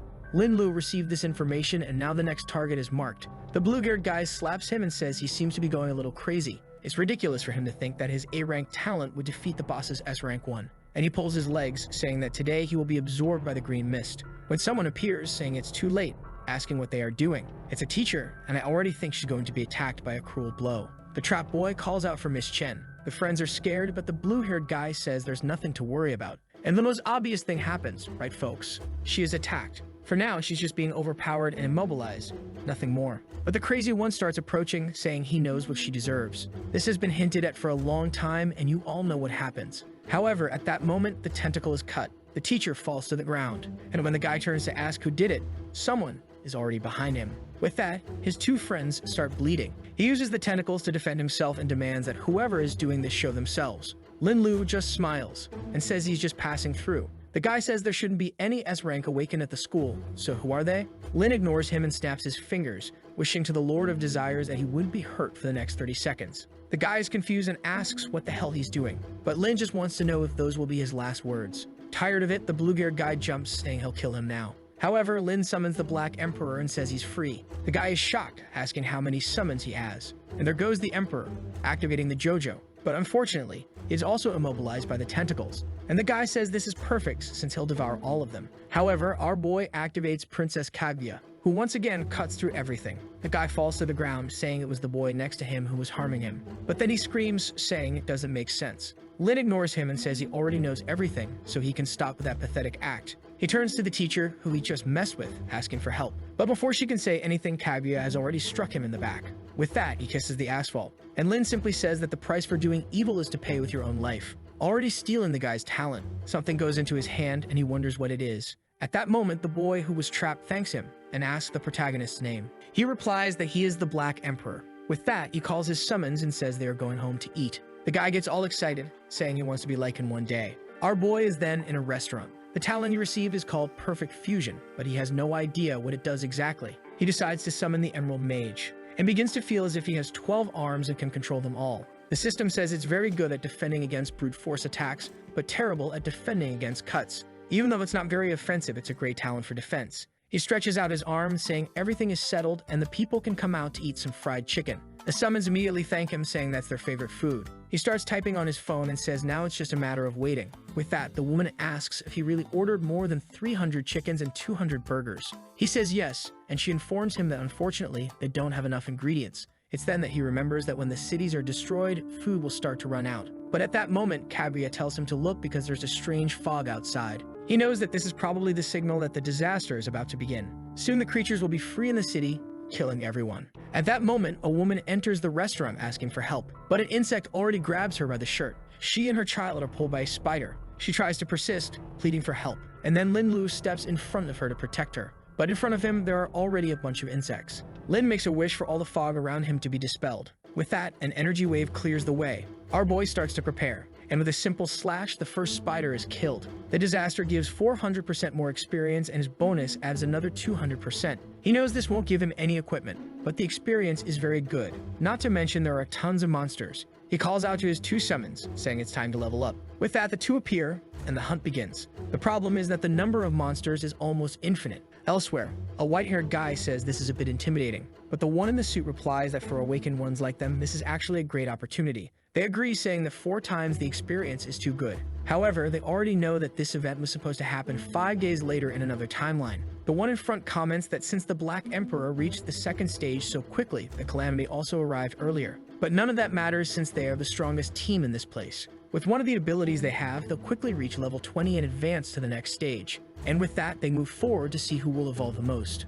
Lin and his group have already killed so many creatures that they are hesitating to approach them. With that, he tells Kaguya and the Emperor to stay on guard there. He goes to the restaurant and the staff has finished the orders he made. He begins storing everything in his space and tells the people to wait for rescue. The woman wants to go with him, but Lin warns that being with him is the most dangerous place since he's heading into the thick of it. However, they don't need to worry because someone will definitely come to save them. But suddenly, he feels something strange. Something ominous that makes him wonder if he forgot some detail. A change in the course of history due to his rebirth. That's when he thinks that this disaster happening earlier might represent a new risk for his sister. Elsewhere, a praying mantis creature attacks a woman. An old man who was at the meeting approaches with his summon, which happens to be another old man, who creates a giant ball of light and crushes the insect. This old man doesn't miss a chance and immediately goes to save the woman, asking how she'll reward him. But at that moment, a laser passes by, and they tell the old man to keep his eyes off what isn't his. The guy in front says he saved her. The old man tells him to stop complaining because that woman is his now. These guys are psychos, and the guy behind says he wants to keep the insect's remains. He approaches, touches the body, and says that the Majesty commands him to resurrect. Apparently, this guy is the Walmart version of some Jin Woo, as he has the talent of the Dark Monarch. Meanwhile, our boy is running through the city, cutting down everything. He runs right alongside those guys who seem to be observing him. They find it strange that a guy is alone, killing all the creatures and leveling up so quickly. Lin is fleeing through the city while heading towards his sister because in the previous disaster, she was supposed to have survived. He knocks on the door, hoping she's okay. Then someone inside asks if something has come back. When the woman opens the door, she sees that it's the protagonist. He asks where her uncle and his sister are and why they aren't home. She says they are working a bit late and she doesn't understand what's happening. At that moment, Lin is sure something must have gone wrong. He tells the mother not to worry, he'll go look for her, and she says that's fine. No offense, but this mother doesn't seem very worried. Meanwhile, our boy is running through the city, knowing that if his sister encounters an insect, she'll die, praying to whoever is up there that she's safe. In the middle of his run, the Black Emperor warned that someone was nearby. That woman from before was cut down. Our boy said that she was beyond saving, and that it was better to keep looking for his sister. At that moment, he summoned the Lord of Desires and asked him to locate her. With that, the Lord created a minimap indicating her position. Elsewhere, several dragonflies were flying through the streets. His sister was with a friend and another guy beside them, saying that the inspectors would save everyone. However, at the same time, he was going crazy, saying that no one would get out alive and no one would come to save them. Until suddenly, he seemed to be enveloped in a purple aura. It attacked the 2 girls in an instant. Mana thought it was a spell, but it's just that he turned into a psychopath, saying they had to enjoy the end of the world. But the girls told him that even if he were the last man in the world, they wouldn't do anything with him. But of course the guy grabbed the protagonist's sister, telling her not to resist. Her friend tried to intervene, telling him to get off her, but the madman threw her to the ground. He turned to the protagonist's sister and said they would die without any regrets. Desperate, she told him to get off her. But he just slapped her face and told her to be quiet, and warned that if she resisted again, she would die. But suddenly, someone broke through the window. The guy was about to turn to ask what it was. But before that could happen, he was already hit in the face. In the next moment, someone had already approached. Obviously, it was our boy apologizing for being so late. The guy in the back said they should enjoy themselves before everyone dies to the insects. But Lin just ignored him and activated the Black Emperor, who immediately struck the fool in the face. He was immobilized, and Lin asked what he thought he was going to do to his sister. The guy tried to call for help from someone, while Lin said that if he just answered, he'd let him go. But of course the guy couldn't answer. Apparently the Emperor was merciful and threw him to the ground. At that moment, the guy crawled to Lin's legs and started begging not to be killed. But our boy just asked why he was still alive, and told him he could choose between dying inside or dying outside. Seeing that dying inside was a guarantee, the guy decided to go out. But obviously, our boy just said he had a wish. The master just accepted. The guy, of course, broke the window before leaving to ensure no one inside survived. But before he could do anything, he was captured, and a swarm of insects descended on him. In an instant, he became bug food, and the wish was fulfilled. Lin turned to his sister and said that now everything was fine. She asked if he really let the guy go, to which he replied, "Of course not. Someone who harms her wouldn't get away alive like that. He only let him go because dying by being devoured by hundreds of insects would be more painful." This girl isn't very well either, and she blushed, thanking him, saying it was perfect. Kaguya immediately got involved, asking if they would become a couple now. He said no, that the time hadn't come yet. However, Wen didn't seem to like hearing that. These sisters are dangerous, man. Kaguya asks if he doesn't like her, and gets all flustered. He tries to say yes, and then says actually no, but he ends up stumbling over his words, not knowing what to say. Meanwhile, the one who was thrown to the ground starts waking up. The sister jumps up and hugs her, thanking her for being alive. With that, she gets up, saying she just has a slight headache. But as soon as she sees the protagonist, she says he's a pervert. The sister tells her not to worry because he's actually a friend who saved both of them. Here comes this opportunistic friend, who immediately says this guy is very handsome. However, our boy just ignores it and says they need to get out of there quickly. He goes back to her mother's house and asks her to open the door. She didn't seem too worried before, but now she's happy that her daughter came back alive. Kaguya thanks him, saying she almost died. Inside, the mother asks where the friend is, and they say they took her home. The mother, all excited, thanks Lin Lu, saying he's a hero. At that moment, Wen asks where her father is. The mother says that today the civil servants had to stay at the office. Lu seems to find that confusing. He knows that a large swarm is heading towards that area, and the entire building is made of glass. He then gets up and says he's going to check to make sure he's safe. Wen says it's going to be very dangerous and he should stay there, but he replies that they shouldn't worry. He'll make sure to come back safely. However, when he arrives, the entire place is already destroyed. A strange energy begins to pass through his body. That shouldn't happen, as a disaster of this level shouldn't carry such a strong creature, and he starts to realize that the strange aura is coming from the upper floor. At that moment, he remembers that this is the sensation of a guardian insect. In this invasion, most creatures are supposed to be between levels 1 and 20. However, near where they appear, there are guardians who are much stronger. Only by killing these creatures can the disaster be stopped. He remembers that the authorities gave many resources to those who ended it, and it's a coincidence that he found one right there. He can't tell if it's luck or misfortune since the creature is quite intimidating. If he really wants to deal with it, he'll have to prepare first. Inside the office, a bunch of employees is fleeing from the insects. One of them runs towards a door. He closes it and tells his friend that if the insects get in there, both of them will die. With that, they stack some tables to make a barricade. However, the creature is easily crushing metal. They know their lives are about to end. As soon as the glass shatters, they're sure it's the end. However, some time passes and they wonder why they haven't been killed. They decide to go out and see what happened. Outside is our boy, who obviously came to save his uncle. Meanwhile, that group of 4 perverts is approaching a crystal. They were heading to clean the forest that our boy had already finished a long time ago. They wonder how this damn Black Emperor is always ahead of everyone. The insect guy says that for him to have done this, his summons must be out of energy. However, the other is furious, saying that was essential. Then the old man starts to ponder that maybe the Black Emperor has information from the future like they do. However, the 4 know that the weakness of someone strong is that the summons require a lot of energy to function. He's sure this guy won't be able to clear everything on his own, so sooner or later when they find this guy, they'll take him down. Our boy took his uncle back home, and the mother says he looks like a hero saving everyone. He says they don't need to worry because he awakened an S-rank talent. The uncle is impressed, saying that his D-rank talent already seemed very strong. And the mother says that even her memory improved when she received his C-rank talent. The sister approaches our boy and says she awakened a music talent that can strengthen people. At that moment, the mother asks what exactly the talent he received is. He gets embarrassed, and the sister says maybe it's better if people don't know.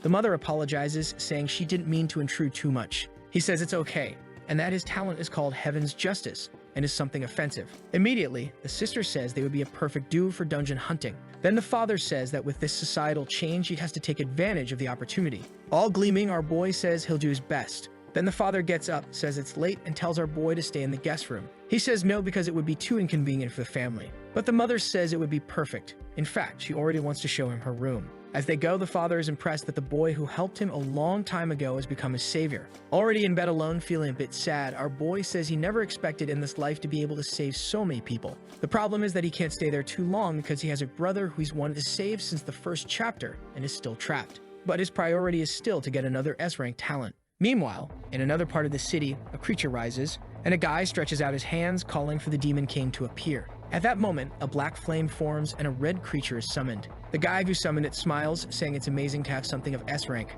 The demon says that if he collects fear and despair, he'll become more invincible than anyone. For the love of God, standing next to him is the girl we already know will be consumed. At that moment, he notices her presence. Thankfully, he just approaches and says he'll get some food, asking her to stay there. Or actually, he left her with a monster. I don't know what happened, but she's isolated in a corner of the room. And the scene shifts to the protagonist looking over the city. He immediately asks the Lord of Desires to show the location of a guy named Hu Jimin. As always, the wish is his command. And with that, he already knows where the next target is. In the city, the demon is beating up a bunch of insects and collecting energy. The father is going crazy, saying it's incredible how quickly he's leveling up and that no one will find him in the future. He's going to take revenge on the woman who abandoned him with that child. The demon approaches and says that the fear he's receiving isn't enough. He asks what the creature wants, and it says that human fear is the most delicious. It seems to dominate him with magic and asks if he doesn't want to become stronger than ever. The guy immediately says that this is definitely the best option. The scene shifts to a couple in despair. The summoner asks if that's enough,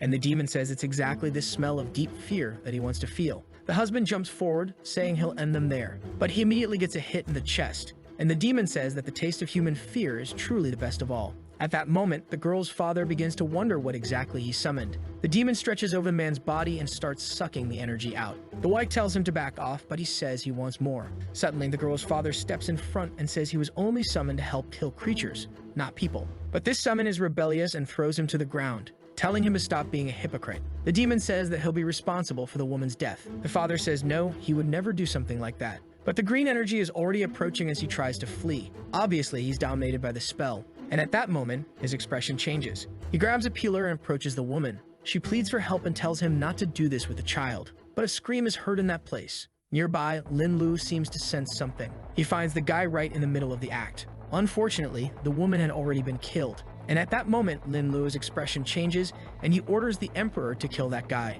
He flies to take out the demon first, but his attack is easily blocked. The monster says he loves the emotions they're feeling. He tries to launch another attack, but this time it's the Emperor who blocks it. The demon jumps towards the protagonist, saying that what he feels is delicious. But Kaguya easily blocks this attack.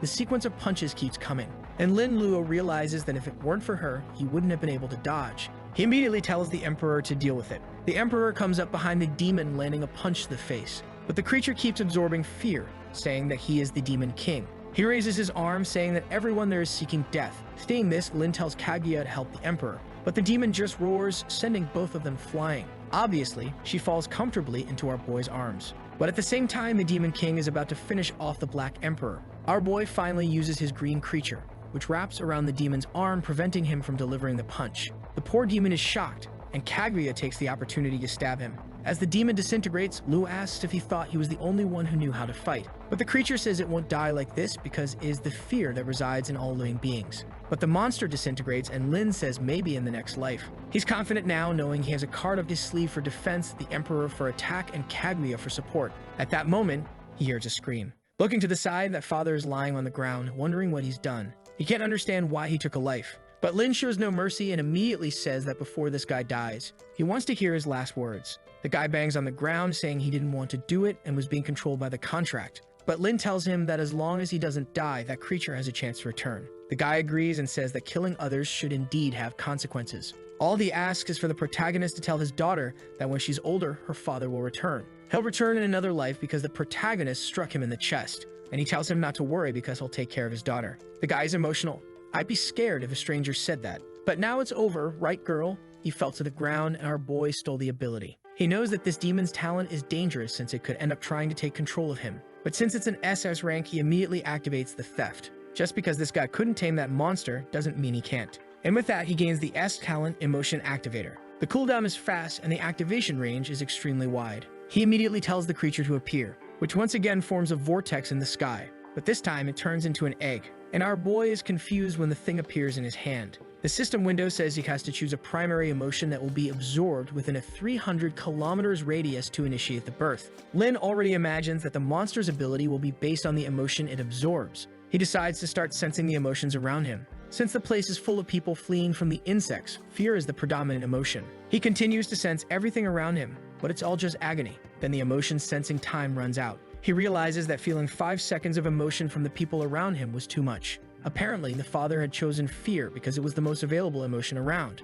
But by doing so, he created an uncontrollable demon. Even though its power was unmatched, that's what led to his downfall. He decides to wait a bit and asks the Lord of Desires to locate the man's daughter. She's still at the abandoned house, wondering why he hasn't returned, until someone approaches the door saying he's a friend of her father's. I thought it was going to be someone else, but it's our boy who came to the rescue. He takes her to a McDonald's and she asks when her father will return. He says her father went to protect the city and asked him to take care of her. She gets all excited, saying her father is an amazing person. Our boy asks if she's not afraid that he might be lying. She says she has the talent to sense emotions and can tell that he only has good intentions. That catches Lin Lu's attention, and she says she's sure he's a good friend of her father's. He leaves thinking he'll find a family for her later.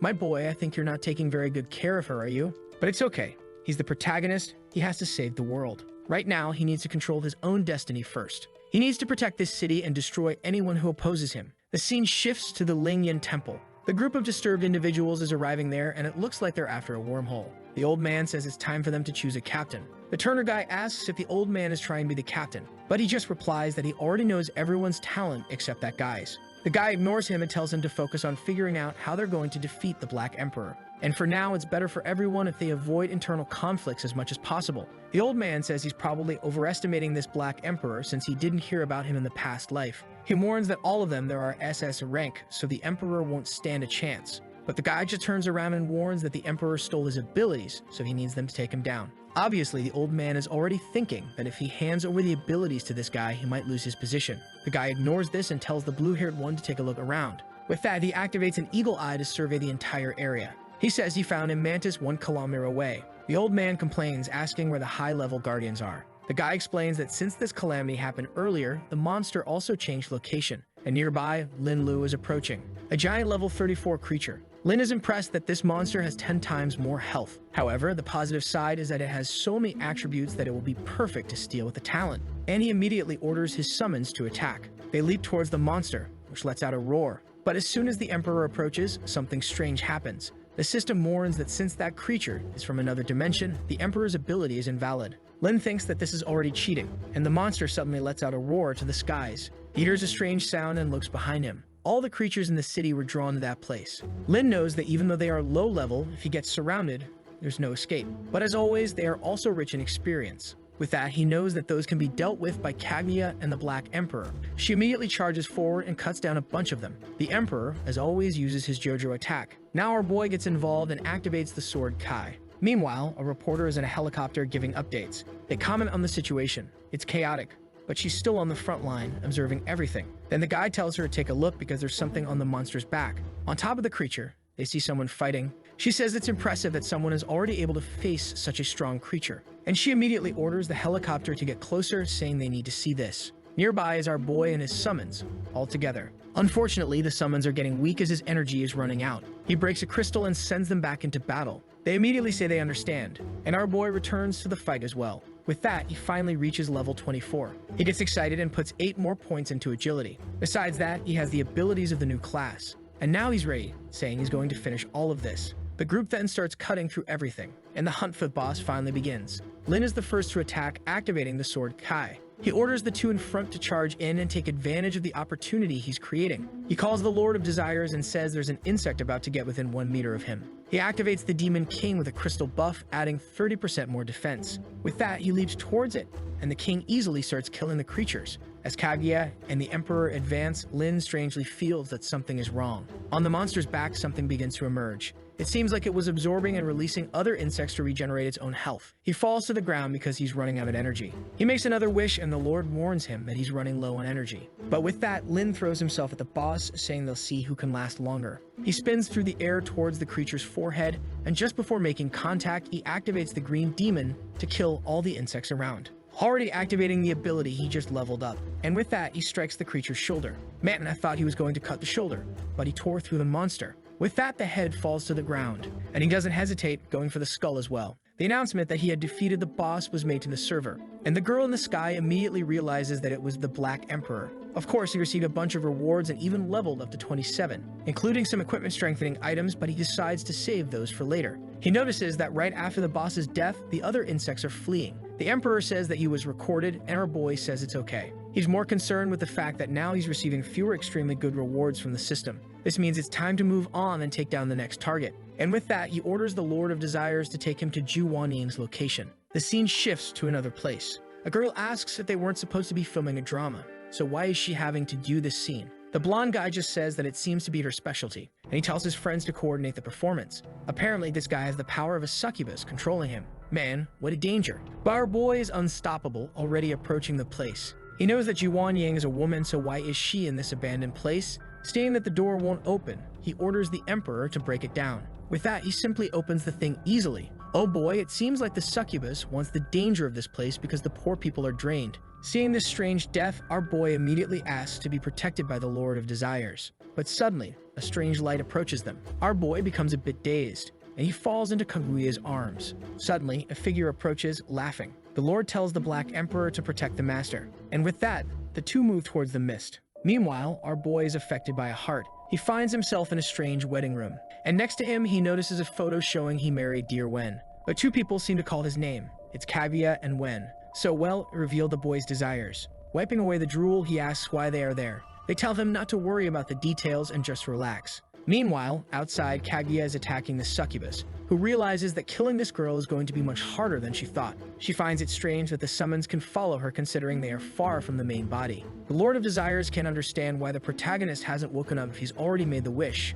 and Kaguya wants to know why he's still unconscious. The dangerous monster says she's only doing him a favor. The boy is in paradise having a great time. They shouldn't interfere until he's satisfied. Suddenly, the Lord of Desires thanks her for the explanation. He activates the book, saying he knows what to do now. All he asks is for the boss to wake up to reality. In the middle of the dream, Lin tells himself that it seems he's woken up in the middle of the illusion. He grabs Wen and says he knows she would never act like this. Suddenly, the illusion shatters. Kaguya grabs him, saying that he finally woke up from that evil illusion, and the dangerous monster comes angrily, wanting to know why he woke up. That's when Lin discovers it was all her fault. And immediately, the Emperor goes to punch her, while Lin thinks that if this creature created an illusion without him knowing, it might be powerful. At that moment, the Emperor seems to find the person who summoned it. In desperation, she begs not to be killed, but he just points to the people on the ground and asks if she did that. She says she was deceived and brought there to do something evil, clearly already trying to charm the boy, saying she could even become his girlfriend. Our boy immediately calls for Kaguya, and the poor girl takes a hit on the chest. The monster doesn't understand how her S-rank Fatal Temptation talent isn't working. Our boy says that maybe he would have let her live if she hadn't tried that again. The talent he receives increases his charm towards the opposite sex tenfold, and they fall in love instantly. But the stronger the person's will, the longer it takes to activate. He says it's a shame he can only use it on the opposite sex, but he decides to take a look at it. With that, he summons the enchantment fairy who greets the master. He asks why she looks different from before. She wants to know if he's disappointed just because she's a little thinner. She immediately transforms, asking if he likes her a bit more like this. He gets startled and she transforms back, saying he's so cute. The enchanting witch's S-rank has a movement range of 50 meters. When in her boosted form, her powers increase fivefold. Our boy knows she's not for combat, but as long as someone can be controlled, she'll be useful for something. In the end, the day's haul hadn't been bad at all. This kid is unstoppable, and he already asks for another name to find the location. A blonde guy walks through the city complaining that having to suffer to activate the talent is very difficult. It's extremely risky, and luckily he found a pharmacy or he would have died. When he gets home, he has a little surprise. He immediately asks why the redhead is there. She says she missed him and wanted to see him. He is startled. He says she abandoned him after passing the exam and asks why she came back now. She ignores all his complaints and gives him a kiss on the cheek. A heart appears immediately. The guy wonders if he's really going to be forgiven just like that. She says yes, but that he deserves some punishment. Obviously, all of this is the work of our boy's new summon, and he doesn't show any mercy. He just orders Kaguya to finish it. She prepares to strike with a sleeping man, However, this guy has a stolen talent that blocks it even without seeing anything. Kaguya informs Lin that she can't even remove her hand from him, and he has no idea how this guy is reacting while being trapped in a dream. That's when the guy's ice summon appears, saying they will be exterminated. But our boy has an army and immediately starts summoning everyone. However, this ice creature slaps them all away. As the Emperor goes to punch, the creature summons a barrier and defends itself. But the Emperor is stronger and breaks through in the middle. Idiot's guy tells him to stay quiet, and summons some chains that immobilize the Emperor, and one of them heads towards Lin. Luckily, Kaguya appears and reflects the attack. He thanks her, saying that she really always saves him, and with that, he orders the Emperor and the Green Demon to retreat. The monster questions if he's lost the courage to come at him. Lin laughs, saying that's ridiculous. It's just that he's interested in this creature's communication ability. He knows it must be at least SS rank, while his are still all S rank for now. But he says that will be resolved with the fusion ability he received. With that, the energy from both starts to leave their bodies. It gathers in the sky, forming a ball of power. Apparently, a strong girl is about to appear, and the kids summon the Black Princess Kaguya. The thing turned into a kind of buffed samurai lowly swordsman. In this huge list, the most important thing is that her attack steals part of the target's attributes or abilities. Lin is impressed since it combined the best attributes of both, and before he can say anything, she already strikes the creature with her sword. The monster defends itself and activates an ice storm. However, the attack seems to cause no damage to Black Kaguya. The ice guy realized that it was now much more difficult than before and activated the eternal freezing coffin. But in a second, the Black Kaguya was already out again and approached, asking if that was all he was capable of. The monster shouted, telling her not to come any closer. He activated another icy storm, but she didn't back down and said it was just a few snowflakes. She then drew a blade that would bring an end to everything. The monster kept using a bunch of abilities, including a protective barrier. At the moment the blade touched his body, he claimed that he was impenetrable, regardless of the attack's speed. However, at that moment, the two of them separated. This removed any and all negative effects they had. Kaguya had now regained her attack speed and easily used the Rainy Night to finish him off. He agonized for a second, and the next, he turned into a block of ice and disintegrated. She then approached the body, saying that this was the next one. And boy, without mercy, the ketchup flowed. The two of them then went to Lin Lu and said they hadn't even been injured. He praised the two and told them to rest. As always, he chose to steal the talent since he knew it was rank S. However, when absorbing the ice, he realized it might be more than that. He immediately decided to take a look. The talent was actually rank SS. It was a persona of absolute strength that would be summoned when he was in extreme danger. He was left a bit speechless because he wasn't really at much risk lately. Basically, this had zero utility for him now. He said he was going to ignore the ability and tried to summon the ice guy in the same way. However, obviously, nothing happened. With that, he slumped to the ground and the summons tried to console the boy. But then he stood up and said he had an idea. He asked Kaguya to try slashing his neck. He knew that if he were really in danger, she would be summoned. Kaguya asked if he was sure and said she would do it. At that moment, she prepared for the cut. The blade was about to strike. However, nothing was summoned, and he started to get scared. The Lord of Desire said that was impossible since Kaguya didn't have the real intention of killing him. The crazy guy then turned to the Black Emperor and asked him to give him a painless punch. The guy really wasn't afraid and went to hit him. But suddenly, his hand turned black. Time around them all seemed to have stopped. A strange voice spoke of being brave and courageous, and a mask appeared, telling him to abandon all the anger he carried in his heart. He grabbed the mask and told it to listen to him. And then the savior appeared. The attack was redirected to the Black Emperor. He warned the Emperor that with just one wish, he would send him to hell. However, the Emperor wasn't afraid and said it was worth a try. It was as if he was about to kill himself, and our boy told him to wait a moment. He never gave permission for the two of them to act without his order. With that, the two apologized and he said it was okay. Now he was happy. It was the first more normal summon he had, and it was still extremely strong. Not to mention, this creature had much more information on the screen than the others. Its presence always drains energy points from the protagonist. It has an ability that can fully restore his life and remove negative effects, along with a buff for allies and the power to stop time to save him from an attack. Lin Lu gets super excited since this is ridiculously overpowered. The only thing he wants to understand is what this 23% of the complete form means. At that moment, the succubus says that it means with 23%, he can defeat the Black Emperor. The savior says that's exactly right, and 1% more energy would be a waste. At that moment, the Emperor rushes forward, saying he's being greatly underestimated, and Lin has to tell him to calm down again. He flicks the succubus on the forehead, telling her to stop provoking them. He starts to see that this bunch of summons is becoming a mess. The team is getting big and hard to manage, especially since most of them now had high intelligence and could make their own decisions. With that, our protagonist informs them that if he ever loses consciousness, everyone should obey the Lord of Desires. He gets all happy, asking if he's sure about that, and immediately, all the others agree, except for the savior, who wants to know what's going on. However, our boy just calls for him, and he says he understands. With that, he dissipates into the air, saying that the crisis was already resolved. The Lord of Desires thanks him for the trust, saying he will do his best. Meanwhile, it seems there's a problem starting with the 4 guys who have to go to jail. It appears that in their experience distribution, the old man is getting less. However, the other guy points out that it's his fault since they're getting stronger. The old man laughs and says they aren't subordinates. With that, the time guy just tells them to stop. He informs them that from now on, unless it's to gather time, everyone will work individually. This way, each one explores where they want and the distribution is separate. He assigns each of the dungeons to one of the guys and mentions that 4 of them will be in fair competition.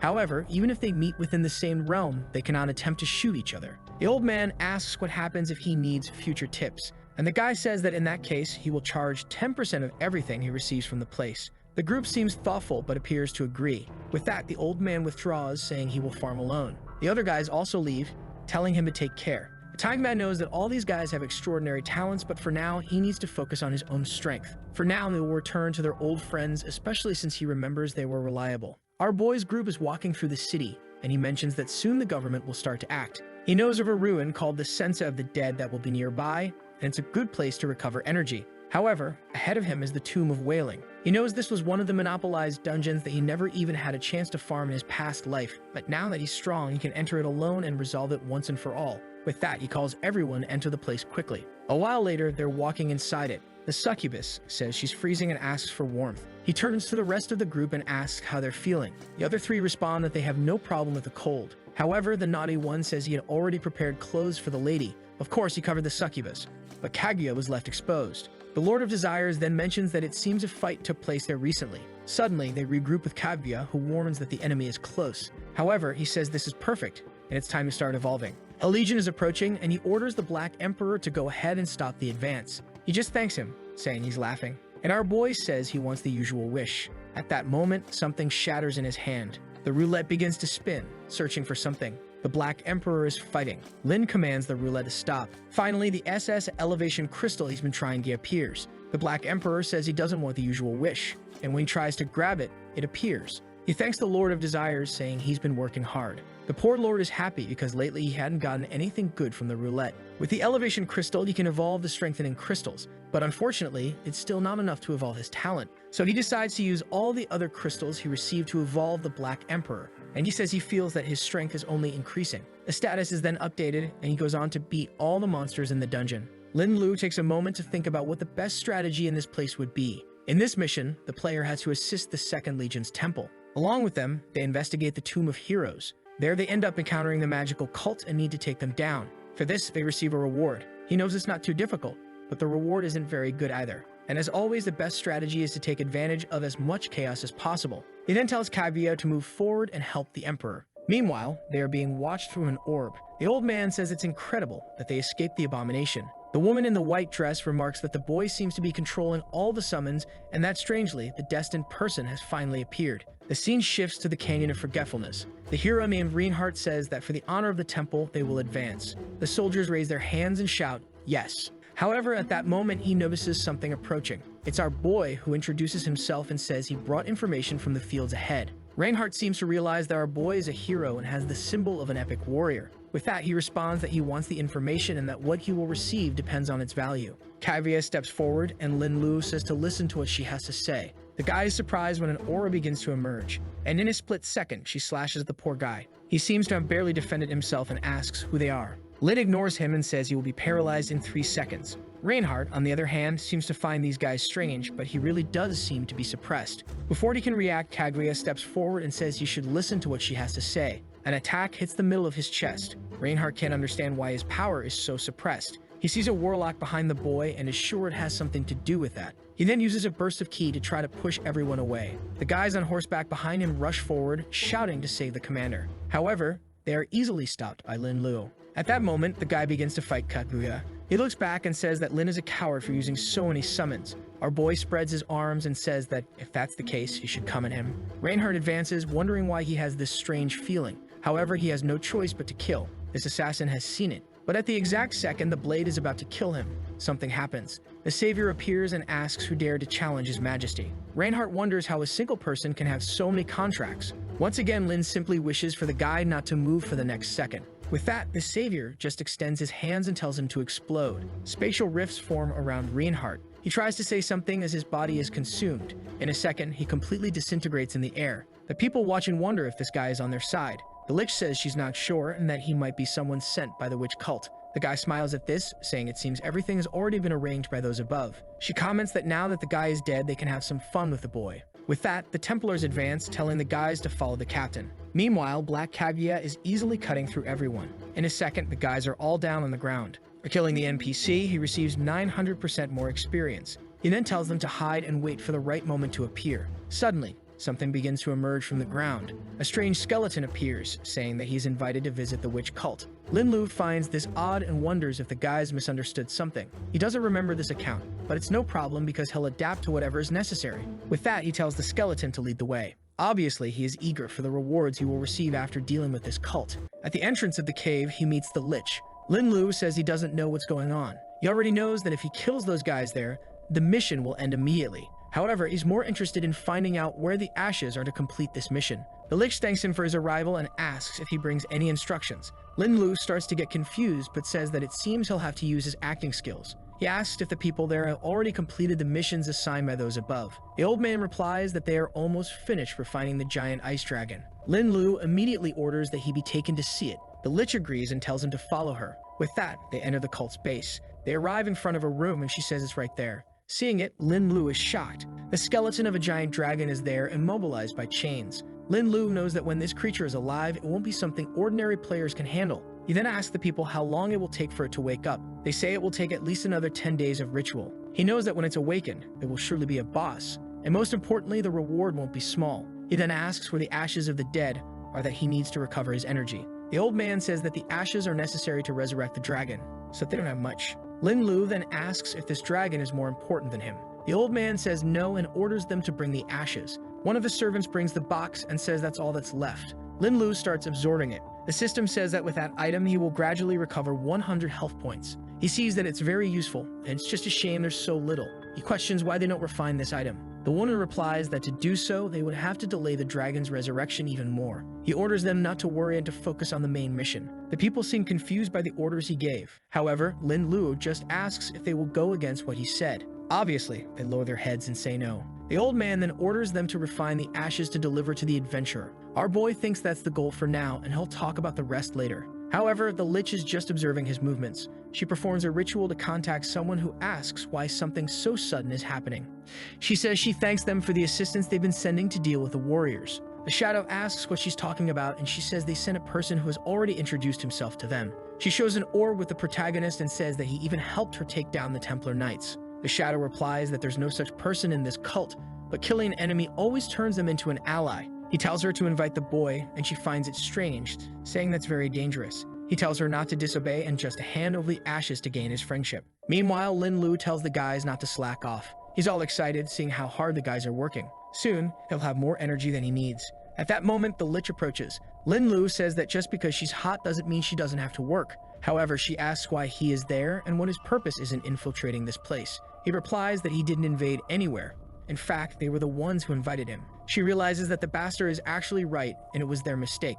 She then introduces herself as the Ice Bride Witch and asks what she should call him. Lin Lu stands up and says he can be called the Black Emperor. She looks confused and seems to recall that name. She then says that if he is also against the Empire, he should join their cause. And of course, if he does, he would receive enough ashes of the dead. Lin Lu wonders what's happening because it seems like the plot of the story has changed in a way he doesn't understand. He then responds that when he receives the ashes he wants, he'll think about joining this so-called witch cult. Of course he gave this answer because he's afraid of visiting these guys' base and having them prepare something to take him down. With that, the Ice Bride asks how many he needs, and he replies at least 20. She says that's impossible since he killed the Legion commander, so they're going to send some people to hunt down this place. Lin says that with him there, it's no problem at all, and that everyone should start working on it. She says it's not because they doubt his ability, it's just that they can no longer refine this item. Lin begins to realize that this woman isn't a fool, and it won't be easy to deceive her. He says that's fine then, and he'll go with her to visit this witch cult. However, before she can react, he already attacks her. He says it's a pity, but she'll have to leave first because he needs to prepare.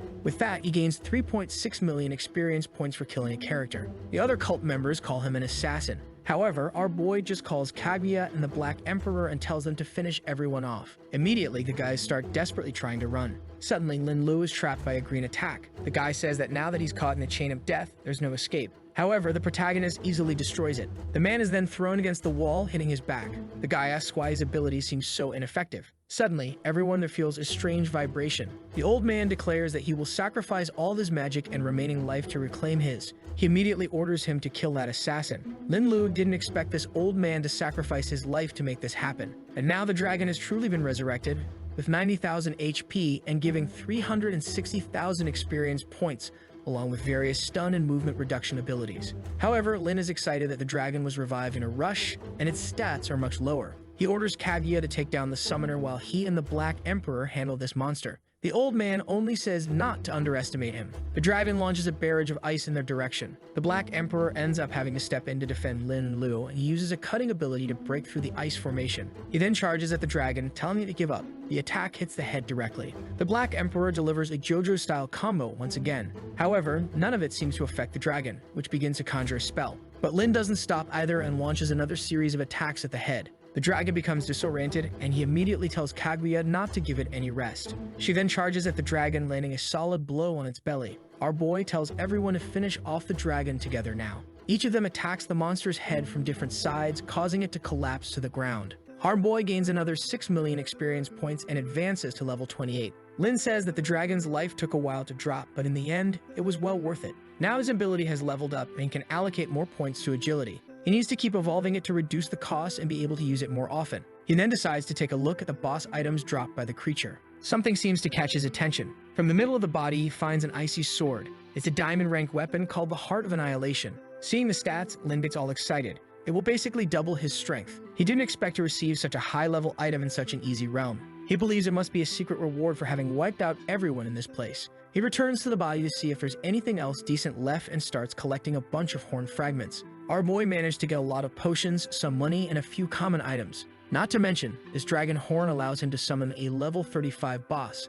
He looks at the woman and says that next time he expects her to make the ashes of the dead. With that, he calls everyone to leave this place. At the entrance of the dungeon, it now shows that the Black Emperor cleared it in 4 minutes. The old man was there at the front, saying that it was the perfect chance to finish off this bastard who is stealing everything from him. The scene shifts to his shelter with guards in front of a door. A chubby guy there with a book is named Hu Tao. He received an S-rank ability called Future Simulation, as well as the famous Future Diary, Mirai Nikki. With this, he gained the ability to foresee many things and now has control over this world. However, as soon as he opened it, he discovered that a guy with a maid was going to come and kill him. It warned that if he wanted to survive, he should avoid this person at all costs. Hu Tao couldn't believe those words, especially since he had just received this power. But it was undeniable that this was the Future Diary. He wanted to believe there was a mistake and asked for an image. He then saw himself in the future, with Lin Lu clearly arriving with Kaguya to finish him off. He tried to pretend he wasn't Gu Tao, but he was killed all the same. Now he's desperate, trying to find a way to survive. In another reality, he tried to attack them as soon as they entered. He realized he had no chance and wondered what he could do. Once again, he was killed. Gu Tao already knows that attacking or begging for forgiveness won't give him any chance of survival. He tried to hide, but it seems they can track his location. In the last attempt, he opened the door and knelt, but he was killed just the same. He's already realized that no matter what he simulates, in the end, he always dies and there's nothing he can do. In another attempt, he discovered that the person controlled insects, and in this life, he died at the hands of a guy in black armor. Just then, some insects enter the shelter where he is. Gu Tao immediately panics, knowing that the person has arrived. He's sure it's the guy who wants to kill him. And far away on the rooftop, you can see who's coming. Lin says he didn't expect to have to use a wish just to make this guy appear. Suddenly, he sees that Gu Tao is climbing down the window. He tells the Lord to cancel the wish because it's going to be easier than he thought. Smoke rises, and they wonder if the boy is hiding in an alley. Meanwhile, the chubby guy comments that his partner is even more beautiful than he expected. Confused, the protagonist asks how he knew they were coming. Gu Tao says he's seen their arrival many times. Lin Lu remarks that such a talent is really great. Gu Tao replies that actually it's a curse since he hasn't gotten any stronger because of it. This makes it so that no matter what choice he makes, in the end, nothing changes. He tells Lin Lu to come and finish him off since he's simulated every possibility and he dies in the end. All he wanted was to die at the hands of the beautiful girl. But Lin Lu sent the Black Emperor instead. Not knowing if the guy had some trick up his sleeve, he decided not to fulfill his request. Seeing this, the chubby guy thinks that fate is really cruel and that not even this way can he change anything.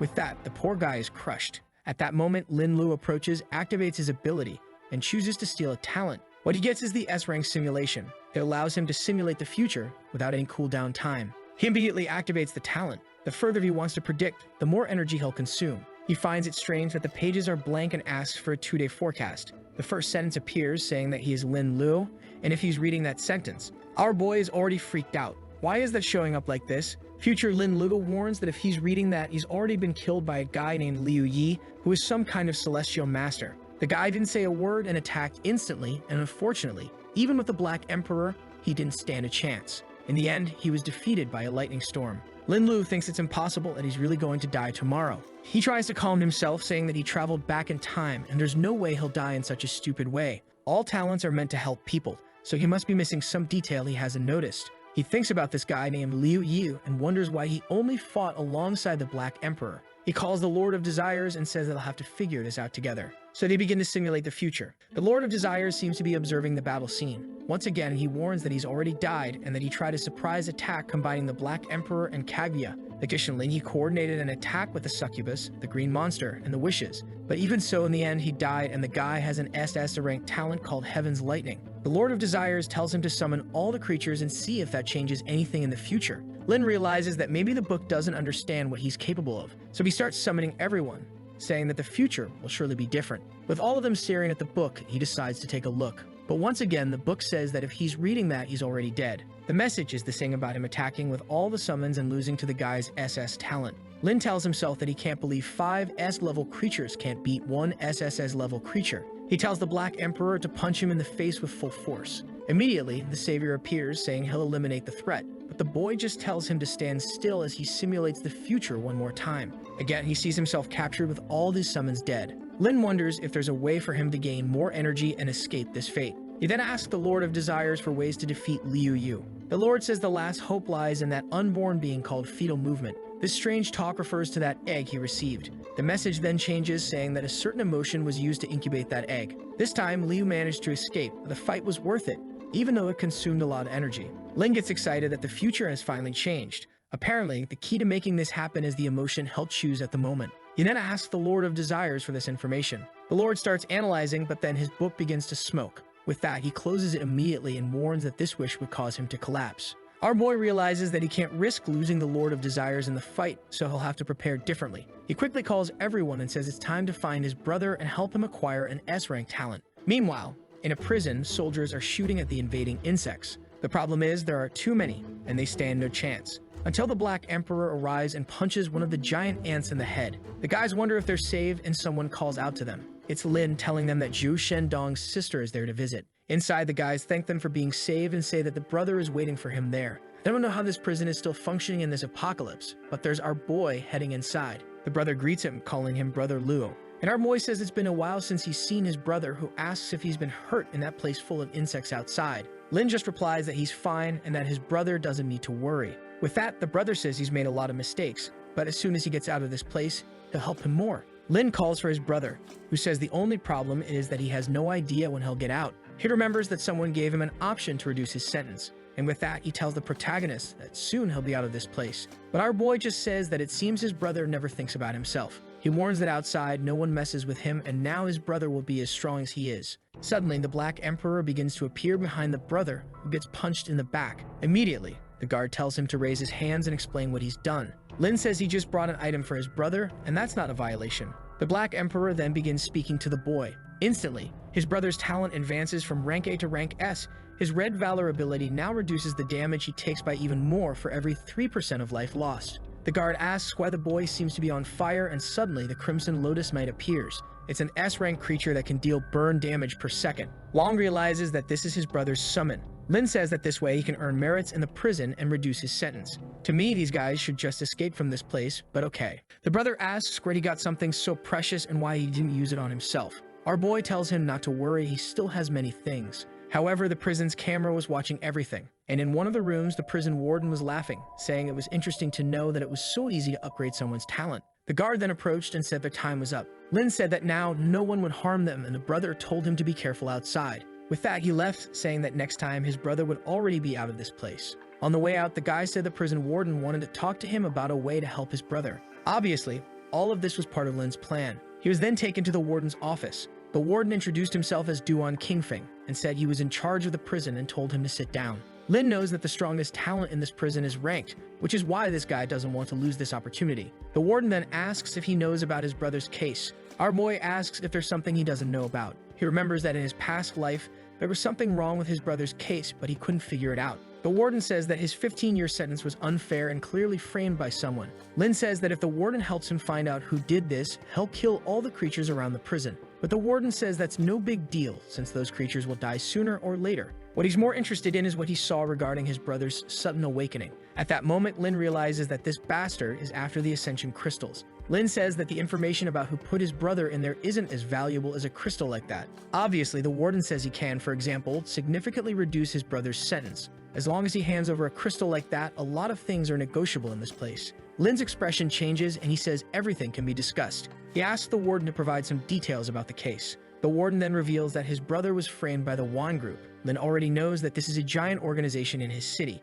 He then asks the warden why he doesn't release the boy if he knows it was a setup. The warden says that unfortunately it all requires evidence and it's a complex case. At the time, the evidence was forged, and it's only recently that he discovered the involvement of this group. And he explains that back then, someone suppressed the case, so there wasn't much they could do. Qin Feng tells him to give up on revenge, even though he's awakened S-rank talents. He wouldn't be able to deal with the Wang group and should focus first on freeing his brother. Lin agrees with this and says that for now, he'll avoid dealing with that group. The only problem is that he's without any Ascension crystals, so he'll have to try to get one. The director gets excited, hears the name, and tells him to go fetch it quickly. Lin says he's going and bids the man goodbye. However, it's obvious that he's not too thrilled with this bastard trying to extort an item from him. A little while later, a man comes and tells the director that the base for protecting against insects is ready for him to escape. He says everyone should flee, but he'll stay and wait there, thinking about the Ascension crystal. This is the perfect chance for him to make his son awaken a summon. He remembers the time when Lin asked about holding justice. For him, it's impossible to go against the Yang group since his wife and son would likely be killed. But suddenly, the Black Emperor appears behind him, saying that smoking is bad for his health. He turns around, asking who's there. Obviously, it's Chen Lu at the window, saying that he's back. The man asks if he really managed to get the Ascension crystal so quickly. Our boy says he definitely got everything he needs.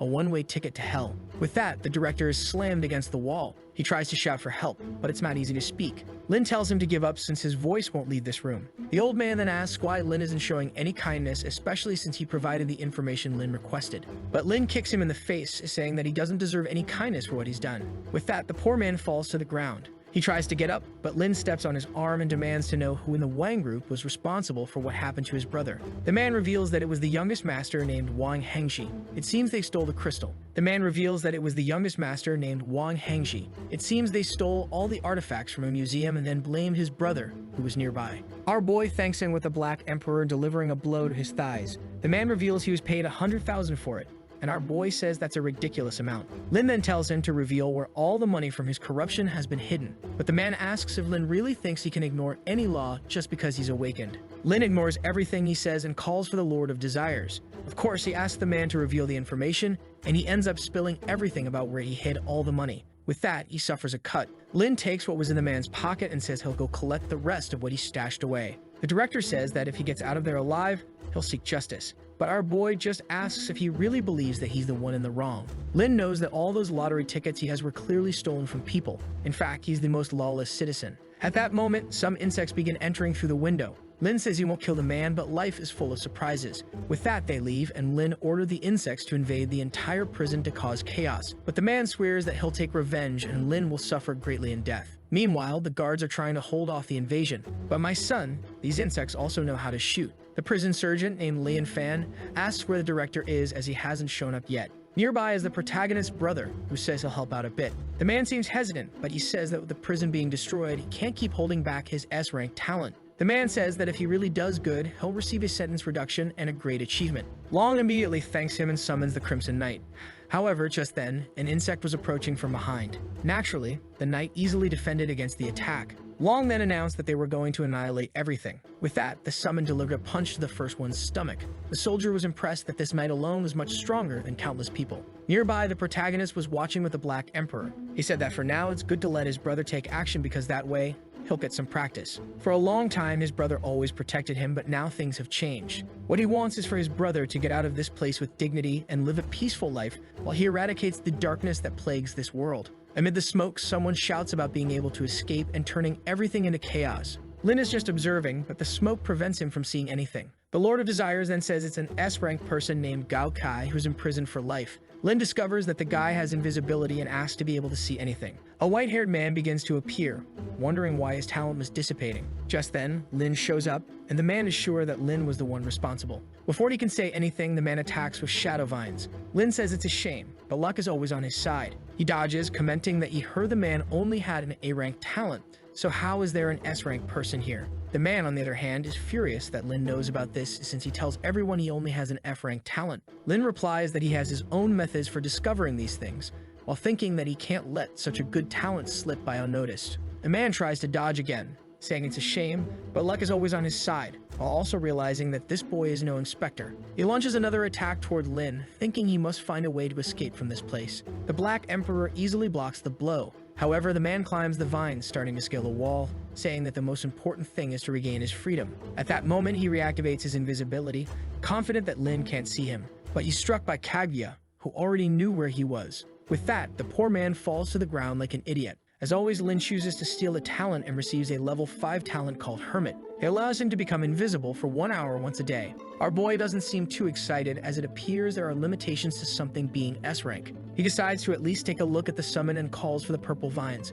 A bunch of plant tentacles appear, and he realizes that they are meant to compensate for the lack of attack power in that ability. Suddenly, Lin feels that his main talent seems to have changed. From now on, he can't steal any more talents while the ability remains at S-rank. He immediately realizes that the limit seems to be 9 summons, but fortunately, he already has a countermeasure for this. The scene shifts to the beginner dungeon called the Valley of Wolves. Lin is there, killing the creatures. He takes a card and says that he's finally gathered enough. Taking everything from the prison guy plus what he already had, he managed to get a total of 500 cards. Using all the resources he's been saving, he's finally going to level up his talent to SS. He tells the Lord of Desires that in the next 500 spins of the roulette, he'll get enough crystals to level up. The Lord says that this time, since he has so many cards, it's a wish he can fulfill. With that, the roulette begins. Lin knows that what he needs most right now is as many Ascension crystals as possible. With that, several of these items start arriving, which will help him level up. The Lord says he has a card and that he needs more crystals to level up. With that, several of these items start arriving, which will help him level up. Obviously, those he can't use on himself, he'll give to the creatures. Finally, the moment of promotion arrives. Now he has advanced to SS and can continue stealing multiple talents, but of course in much greater quantities. Additionally, he can transform the talents he steals into gems and give them to someone else, or even do that with his own talents and lend them to someone. The limit number is gone, and now he can have up to 19 talents. The best part is that if one of his friends has a bad talent, he can simply take it away and give them a better one. The Black Emperor starts feeling a surge of power. Since they are creatures connected to him, they will all advance to SS as well. The Emperor gains new abilities and his stats increase significantly. He calls the Lord of Desires and says it's time for him to level up too. With that, he also advances to SS, gaining a bunch of attributes and a reduction in cooldown time. Additionally, now he has much higher chances of dodging and landing critical hits. The Lord thanks him, saying it feels like receiving a new life. He calls Kaguya, who as always comes at an angle where he has to throw a flash of light. She's now so much stronger that just being summoned will always consume 1 energy per hour. The Lord of Desires then says that Lin doesn't need to do anything else and that he can now help everyone else evolve. He mentions that he'll upgrade the egg to SS and also the Savior. Lin Lu thinks that with 7 SS creatures, there's no way he'll lose to that guy. However, he knows that preparation is never excessive, so he must be precise in this fight. And strangely, the old man is sitting on a rock, repeating the protagonist's exact words. It seems he knows exactly the plans Lin is making and everything he's thinking. He's startled to see that the boy already knew he would be defeated. But in the middle of the prediction, something starts attacking him. Lin Lu appears, saying he thought he'd catch him with his guard a bit lower. However, Liu asks who he is to have the courage to come there and attack him like that. Lin Lu immediately says that he's the person the old man wanted to kill. But Liu just laughs and asks if Lin really thinks he'll win just because of the summons he has. Lin Lu, with a psychopathic grin, simply smiles. And in the same instant, Kaguya is already attacking the old man. However, he activates a divine protection, summoning another ancient being. The summon strikes at her, but she manages to defend with her umbrella. The old man then orders Lin Lu to reveal who sent him there to kill him. Our boy realizes that even a stealth attack won't work on this guy. Lin Lu doesn't respond, so the old man commands him to kneel. He activates his summon again, saying that everyone before him must bow. The attack heads toward Lin Lu, but he summons the Lord of Desires and tells the Black Emperor to stop that strike. At that moment, the old man looks at Lin Lu and realizes that this was all a trap. It's at this moment that he clasps his hands together and calls upon the assistance of the Thunder God. A lightning bolt strikes near Kaguya, but she manages to dodge it. The Emperor's strike is stopped by some sort of jar. Lin Lu can't understand how, even with so many summons, the old man is still winning. Energy starts to emanate from the jar, and Lin Lu tries to order his summons to retreat. Upon hearing him tell the Emperor to fall back, the old man realizes that Lin Lu is the one who's been stealing all the dungeons. Lin Lu responds that yes, he is the Black Emperor, and today the old man will die. However, Liu Yi questions why he's being attacked so suddenly, since he's never done anything against the boy. But then he says it doesn't matter, he's not afraid of anyone, so Lin Lu can come at him. He raises his arm to the sky and calls for the Supreme Exorcist. That's when the thunder mentioned in the prophecy strikes him, and from the smoke, a giant hand emerges. Lin Lu immediately recognizes it as the SSF rank summon. A muscular bald man appears named Dangmo Qianzhen. Immediately, the Emperor and Kaguya decide to protect Lin Lu. The first one leaps to attack, but Dangmo easily blocks it, while at the same time, he catches Kaguya's blade with just 2 fingers. Lin Lu realizes that Dangmo hasn't even used any abilities yet and is already stopping both of his creatures. Even though the Emperor is landing direct hits, they have no effect at all. The old man seems to know that Lin Lu has something else up his sleeve, and he admits that for a guy with S creatures, Lin Lu is quite strong. However, he still has a lot of power left, so he's confident. He orders Dangmo to retreat, and Lin Lu asks if the great Liu is hesitating. The old man laughs, saying that even though Lin Lu can see the future, he won't be afraid. This shows Lin Lu that the old man knows about his ability to see the future. Lin Lu then asks the old man if that's the reason he wants to kill him. The old man says that even though Lin Lu and others can see the future, he is still the strongest. This shows Lin Lu that he's not the only one with privileged information. Now, he not only has to deal with this guy, but also figure out how to get that information. The old man says enough talking and they'll finish this now. He summons Yang Jian, telling him to finish it. The summon appears and says he's ready to follow any order. Lin Lu seems to recognize this Yang Jian, and the old man warns that it's better for Lin Lu to kneel and beg for forgiveness now. But our boy is tired of all these powers and pulls out an American-made gun. The old man asks if Lin Lu is stupid enough to think he'll win with that. But Lin Lu points the gun at himself and says that it's not meant to deal with the old man. Lin Lu tells him that he doesn't need to end his own life like this and could actually become one of his lackeys. However, Lin Lu says that's not his wish. With that, the bullet moves toward Lin Lu, but it's obviously blocked. At the same moment, the savior is summoned. He appears, saying he's ready to receive any command. The old man says it's an interesting summon, and now he understands why Lin Lu is so arrogant. Lin Lu says that he needed it to fight against those 4 as well. The old man then orders all his summons to attack. Naturally, Lin Lu does the same. The Emperor immediately jumps toward Dangmo, saying he's going to settle this. Kaguya and the Savior say they'll deal with the others. However, Yang Jian opens a 3rd eye on his forehead and says it's foolish for them to persist like this. But the Savior sends a block, saying he's brave to come at him. Yang easily cuts it in half, saying this type of magic is ridiculous. However, something explodes next to him. The Savior had turned the Q particles into a bunch of explosives. Yang seemed to be suffering, and indeed, the boy was getting beaten up. But then the old man called upon someone named Guanyin. The girl from Zhao activated a purification spell, and immediately, Yang's entire life was restored. Lin is shocked that all the damage that had been dealt was completely nullified. He knew that letting the summons attack at this pace would only waste energy. So once again, he ordered everyone to return, and this back and forth continued. The old man laughed, saying now it was his turn. He ordered everyone to attack as well. Lin is confident. So far, everything is going as recorded in the book. He then stretches out his hand, activating the perfect fusion. But now the warrior will create the Trinity by merging the 3. It still retains the waifu form, although it's now a Buddha. Her level has increased to SS++, but that's not enough. But Lin says that this is comparable to an SSS, let's see boy, because now she's going to have to win a 4 against 1. She lunges at the old man, who says she's very audacious, but she easily slices through his staff. With that, she goes face to face with Yan and the other summon. They try to defend themselves, but she warns them that it's useless. The old man then admits that Lin isn't as bad as he thought, but it's naive to think he can win like this. He pulls a card from his pocket, saying he's going to show a treasure that's hundreds of years old. He raises it to the sky and proclaims that the path is prosperous. Lin is confused because he has no idea what that means. He sees an image from 1821 when a knight single-handedly defeated an army. In 1937, when this card was given to another elder. And in 1993, when it was passed down to this man long before everything began. The old man admits that Lin is strong, but he carries the blessing of hundreds of generations. With that, he activates the summoning of the ancestors. The entire clan appears in front of the old man. This bastard has summoned all the bald ones. Lin now understands why it was impossible to win, just as the future diary predicted. The old men try to strike Kaguya, who activates an explosion. Even though she deals with the first ones, 3 more send a bunch of chains her way. The poor girl is trapped while a bell descends from above. The old man says this is the end for Lin.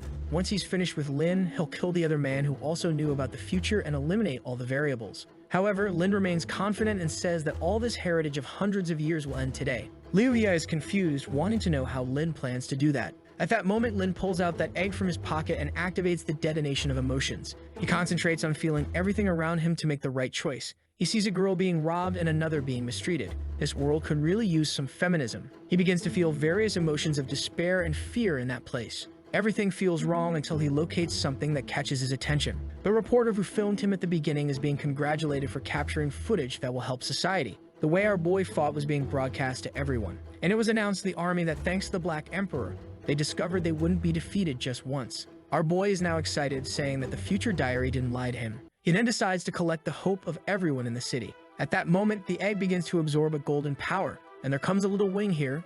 A little angel appears. But of course, she comes to say that she'll handle the difficulties, though in this case by creating difficulties for him. She is literally the SS rank angel of hope who can gather hope. She has a blessing that can increase the stats of one of his other summons by 20%. However, at that moment, the old man summons a bunch of elders and tells them to uphold justice in this world. Our boy says that this group of Taoists is incomparably good. And with that, he sends the Angel of Hope. She activates the blessing of unlimited vitality and the dawn of hope. All the buffs are directed to the transformed Kaguya, who feels as if all her power continues to increase. At the same moment, she charges like a meteor toward the old man, who as always is using a bunch of elders to defend himself. However, Kaguya easily cuts through their attacks. The old man doesn't seem too impressed, saying that it was just a simple barrier. But then he wonders where she went in the middle of the smoke. She's already behind him, asking where he's looking.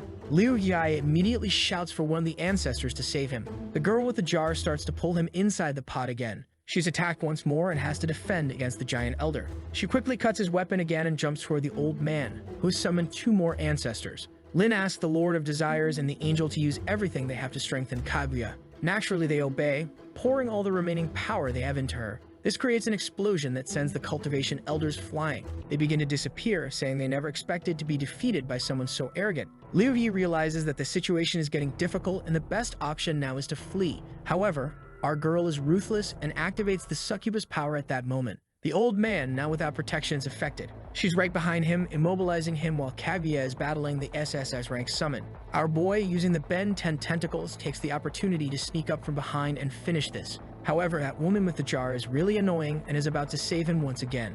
Our boy tries to stop her attack but fails. However, his goal was to steal a talisman the old man was holding, and in doing so, all the ancestors he had summoned begin to disappear. Our boy says that without the ancestors, it looks like the old man can't do anything. The old man screams at him, demanding the return of the item. But obviously, Lin just gives the order for him to be killed. But this old man won't die easily. He summons yet another being, this time Tianping Yunzhen. A giant lightning-infused orc appears in the middle of the field. Our boy wonders how many tricks this cursed old man has up his sleeve. That's when the old man activates the so-called Thunder of God, just as Kaguya is about to strike. Just as the blade is about to touch the old man, he transforms into a ball of lightning and seems to be teleported away. Lin immediately tells another summon to try and locate this guy. He starts running through the cities, saying he spent too much and can't let him escape like this. Hiding behind a house, the old man doesn't know what to do now that he's lost the ancestral talisman. It's shameful, but he might have to call for some kind of backup to deal with this boy. His plan was to walk across the rivers with dignity,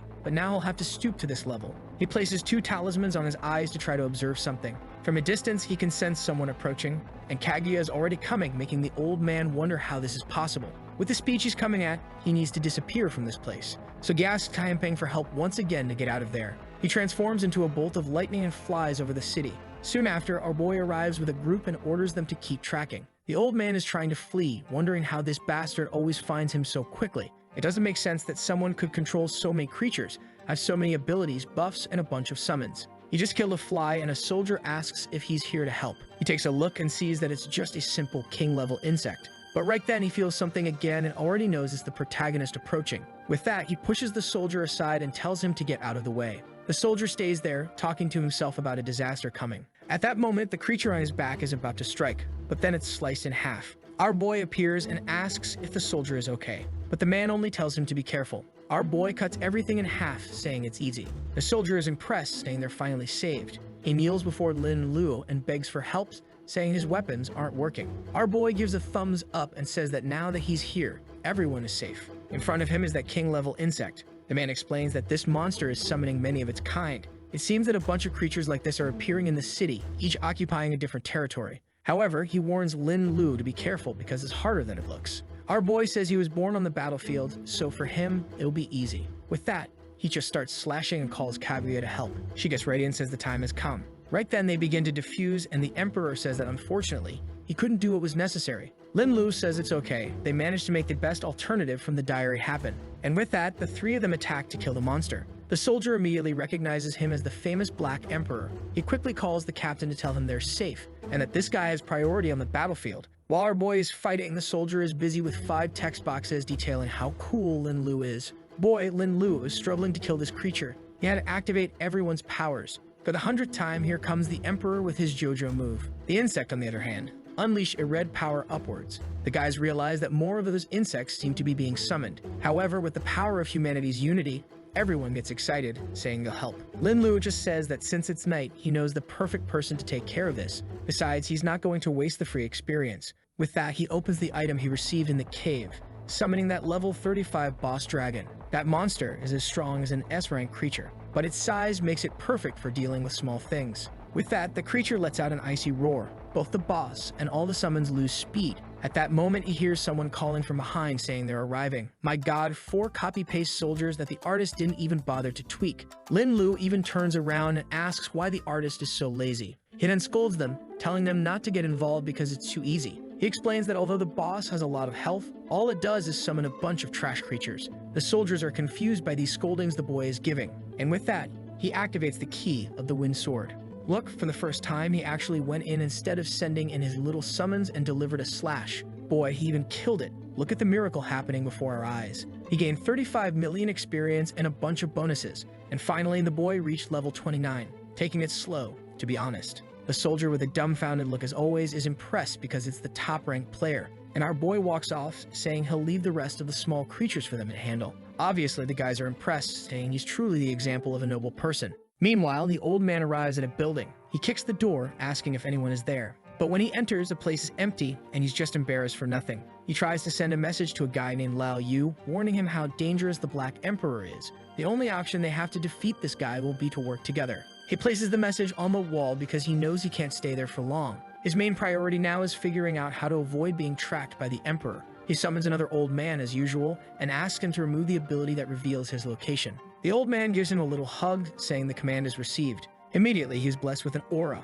and now he's confident that for a while the protagonist won't be able to find him. He knows that even though the item Lin stole is very powerful, it's extremely difficult to use, so he's not afraid of it. His priority now is to strengthen himself and recover it as quickly as possible. When he checks his profile, he finds it strange that one of his summons lost 120 intelligence points. However, he decides that he's stayed there too long and it's time to escape. Meanwhile, the Lord of Desires informs him that he's lost the old man's location. Our boy says that continuing to follow him is insignificant and that he has better things to do. Besides, with the future diary, he'll know whatever the old man tries to do at least a day in advance. Additionally, he makes a wish to be alerted when the old man is within 20 kilometers of him. He then decides to take a look at everything he received after such a difficult battle. However, he's impressed that the Black Emperor gained 120 intelligence points. He thinks that when the Emperor reaches SSS, his ability to steal talents will also evolve. He takes the card he stole from the old man out of his pocket and wonders how to use it. He raises it to the sky, calling for the Celestial Order.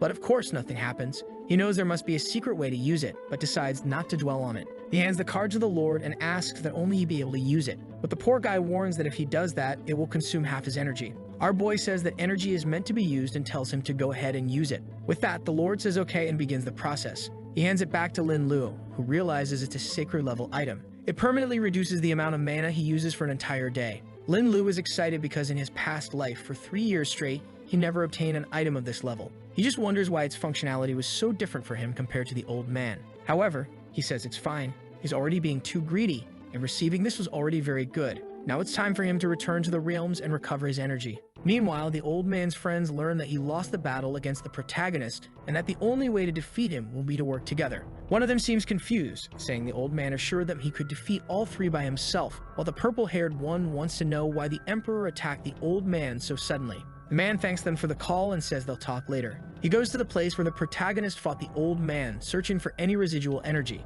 He then turns to the Queen of Time and asks her to rewind the scene at that location. She agrees and begins to reverse the moment of the battle. As he watches the moments of the fight, as soon as he sees the old man being captured, he throws himself into the scene. Upon entering, he sees Kaguya and wonders if she is one of the Black Emperor's summons. He knows that behind that smoke, the guy must be hiding. With that, he locates our boy and his Lord of Desires. The man wonders if they discovered the ability to go back in time to change history. What he finds strange is that he doesn't remember someone like this being very powerful in the past. He decides he'll have to look into this guy's past to figure out why he's become stronger. That's when he sees something that shocks him. Around the protagonist, you can see magic that should belong only to the Queen of Time. The Queen then asks the Master if they shouldn't join forces with the old man. He says they first need to see how the old man lost with an SSA-level creature. With that, he rewinds even further and watches the entire fight. A while later, he collapses to the ground, wondering how it's possible for someone to have so many summons. He asks the Queen to rewind time again. However, she says it's getting too risky. He says it doesn't matter. Even if he runs out of energy, he needs to know this guy's secret. Once again, she rewinds time, and then he discovers that the protagonist was stealing someone's talent. He wonders if it was the Black Emperor who stole his ability. The Queen suggests they continue the battle and locate where he sleeps, then blow them up in his dreams. However, the man is too afraid to do that and says they need more information first. Our boy is back in the dungeon where he got the dragon and left the bodies being consumed. He thanks the dead ashes and says he'll see them tomorrow. With that, he immediately starts farming a bunch of fairies. He returns to the crystal tree that has grown more crystals. And before he forgets, he mentions that he's going to the treasure of King Fenla, who was the prison director. When he arrives at the location, he immediately orders all security to be deactivated. He enters the room, which is more modest than he expected. He then pulls a secret book, which opens another room within the same space. And inside it, he finds piles of gold bars. The boys know that a normal person wouldn't accumulate this much even if they worked for 10 lifetimes. He immediately starts absorbing everything to convert it into tickets. He then turns to the Lord of Desires and asks him to locate Wine, the guy who imprisoned his brother. He had only kept this guy alive because the old man was a priority, but now it's time to deal with him. In a building in another part of the city, a man wakes up in his room being called by his uncle. The uncle tells him to come down because breakfast is ready. The young man acknowledges and tells him to clean up that mess, warning him to bring someone more resilient next time because the last one was too fragile. The uncle just agrees, thinking that this young man is losing it. At the breakfast table downstairs, he complains that women nowadays are all too annoying. Suddenly, the entire place goes dark. Lin suddenly appears in front of him, inviting him to play a room escape game. The man stands up and asks how Lin got in there. But within a second, his face is already on the table. Lin simply says that it seems easier than he thought and warns the young master that it's best to follow the rules of the game. Lin has placed hundreds of locusts in the room. The man must reach the back door without getting caught by any of them or he'll die. Lin then bids him goodbye, saying he hopes he enjoys the game. The man gets up, wondering if he's hallucinating, but then he hears the sound of insects. He sees the locusts coming and realizes it's not a hallucination. He starts running, begging for his uncle's help. At least if he can reach the back door, he'll survive. He reaches the door and sees some smoke, feeling relieved. But at that moment, someone congratulates him for passing the first level. Now the second challenge is to get through the white mist. Wine, however, responds that he's tired of this and will end Lin. Our boy just tells him to stop being so rebellious because soon he'll be begging for mercy. Lin warns him that this time a small hunting insect will be after him, and if he can make it home, he'll survive. The man wants to complain, but the insect is already attacking him. He starts running, saying this is how he'll find Lin. But as he passes by a window, he's almost caught by the locusts. He narrowly avoids the first attack, but in the second, the creature grabs him by the leg. Before Lin can say anything, the man is already begging for his life, saying he'll give Lin whatever he wants. Lin says he just wants some answers, and it's in his best interest to cooperate. Naturally, the man says he'll answer whatever Lin wants, just ask. As soon as Lin hears the protagonist's brother's name, the man says it was all orchestrated by a guy named Changji. Lin questions if he's talking about the older brother because he already knows this family. The man says yes, and that Lin can trust him. But in reality, he activated a talent that makes anyone believe his words. Lin says that the man truly deserves to live. But at that moment, Lin strikes his chest, telling him it's ridiculous to think he could brainwash someone with a B-rank talent. The scene shifts to a father talking to his son, who's sitting on the couch. Suddenly, the father senses danger approaching. He tells his son to hide because he has something important to take care of. He activates his summon, warning him to be careful because there's something nearby. He's just waiting for someone to open the door. Our boy knows that the man he's hunting can detect any danger. As soon as he enters the room, the man asks what Lin wants from him.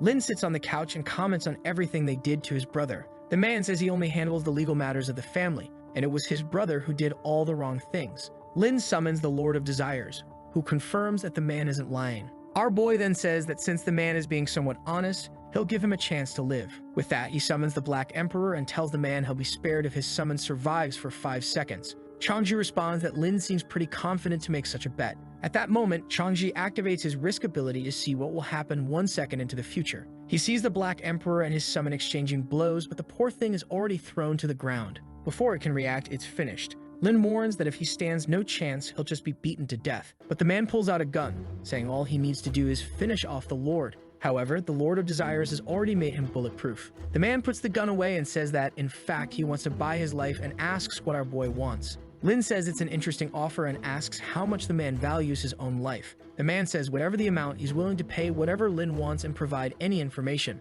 However, Lin says that, unfortunately, that doesn't seem to be an option. He then orders the Black Emperor to advance, who promptly punches Changji in the face. Lin says that this way, it'll be much easier to create a puppet within the family. And once again, he steals a new talent. This one warns him of any danger he's in and has no cooldown time. With that, Lin summons a replacement. The man's rank S might appears with the name Transcendent. Lin thinks that it's not too bad, but it's a shame that it's still rank S. He then turns to the Lord of Desires and asks for that place to be attacked in 5 minutes. Meanwhile, in the industrial area of the Wang group, the last surviving son asks his father what he thinks will happen now that the world is in chaos. The father, named Dao Qiang, says that nothing will change because the rich will continue to monopolize all the power. All he has to do is sell some company assets and buy the items people are acquiring from dungeons. That way he can make all his children much stronger. At that moment, Lin enters the room saying that it's an interesting strategy. It's just a shame that he's already dealt with 2 heirs and now there's only 1 left. Dao Qiang asks what he's talking about. Lin says he made everything very clear and asks if they want to fight for revenge.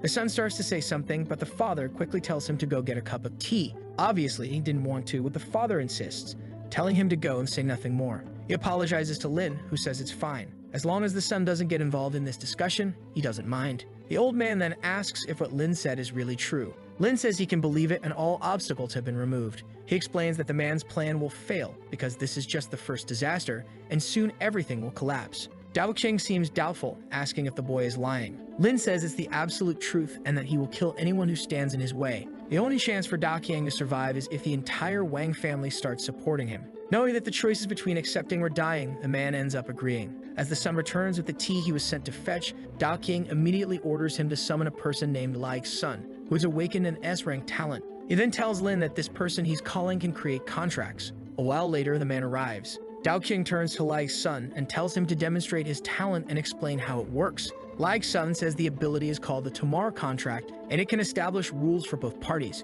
Lin imagines that it must be similar to the Book of Wishes. With that, Dao Qiang asks if Lin is willing to sign the contract. The contract states that Lin must help Dao Qiang dominate the entire Wang family, and the Wang family must provide all possible support to help Lin become stronger. Dao Qiang places his hand on the contract and tells Lin to do the same. With that, the contract is signed. But Lin seems confident that he can break it at any time. Lin then starts to leave, saying it was a great meeting, but he has other matters to attend to. The son turns to Dao Qiang and asks why he made an alliance with that guy. The father reveals that if the boy really killed his other 2 brothers, he didn't stand a chance, and this might be a good opportunity. Once again, Lin is back in the city with the same mission as always, to get stronger. First, you will have to go to the instances that few people have visited to collect all the potions. Then he has to create a company and establish a guild. This way, he monopolizes everything and keeps the profits for himself. After some time farming, his sword evolves to the Fire Leap, and now he's all over Soldier Online with 2 little swords. The level 39 lizards don't stand a chance against him.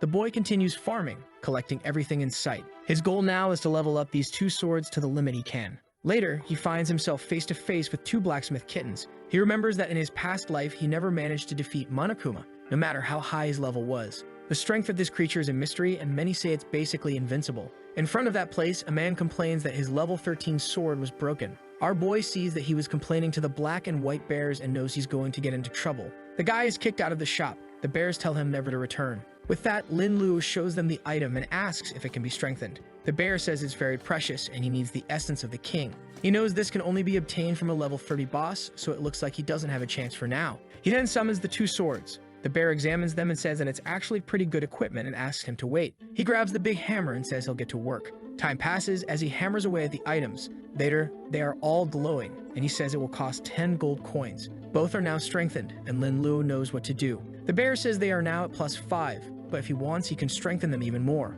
But our boy knows these bastards just want to break his item. The +5 is guaranteed, but from here on, the chances will be lower, and they certainly won't make it. But the sleigh boy has a plan and tells the bear that it really sounds like a great idea. The bear laughs in his face, thinking that humans are always stupid and greedy. The bear raises the hammer, saying that he can trust him. There's no way it will fail. The bear hears something and asks what it was. Our boy says he just made a simple wish for luck. The bear slams the hammer down, saying it's ridiculous to think that's enough. The chance of failure will continue to increase, so failure is inevitable. However, strangely enough, the sword actually upgraded to +6. The bear is confused. He didn't even try hard, yet it worked. With that, the sword is strengthened again and many more times while the bear is doing everything he can to break it. He looks at the two swords filled with air and asks how it's possible that it upgraded 30 times without a single failure. Lin simply thanks him and asks if it's reached the limit. The bear apologizes, saying that unfortunately, that's as far as he can go. Our boy thanks him, saying it's a pity, while thinking that he's finally gotten revenge on this bastard who broke several of his items in his past life.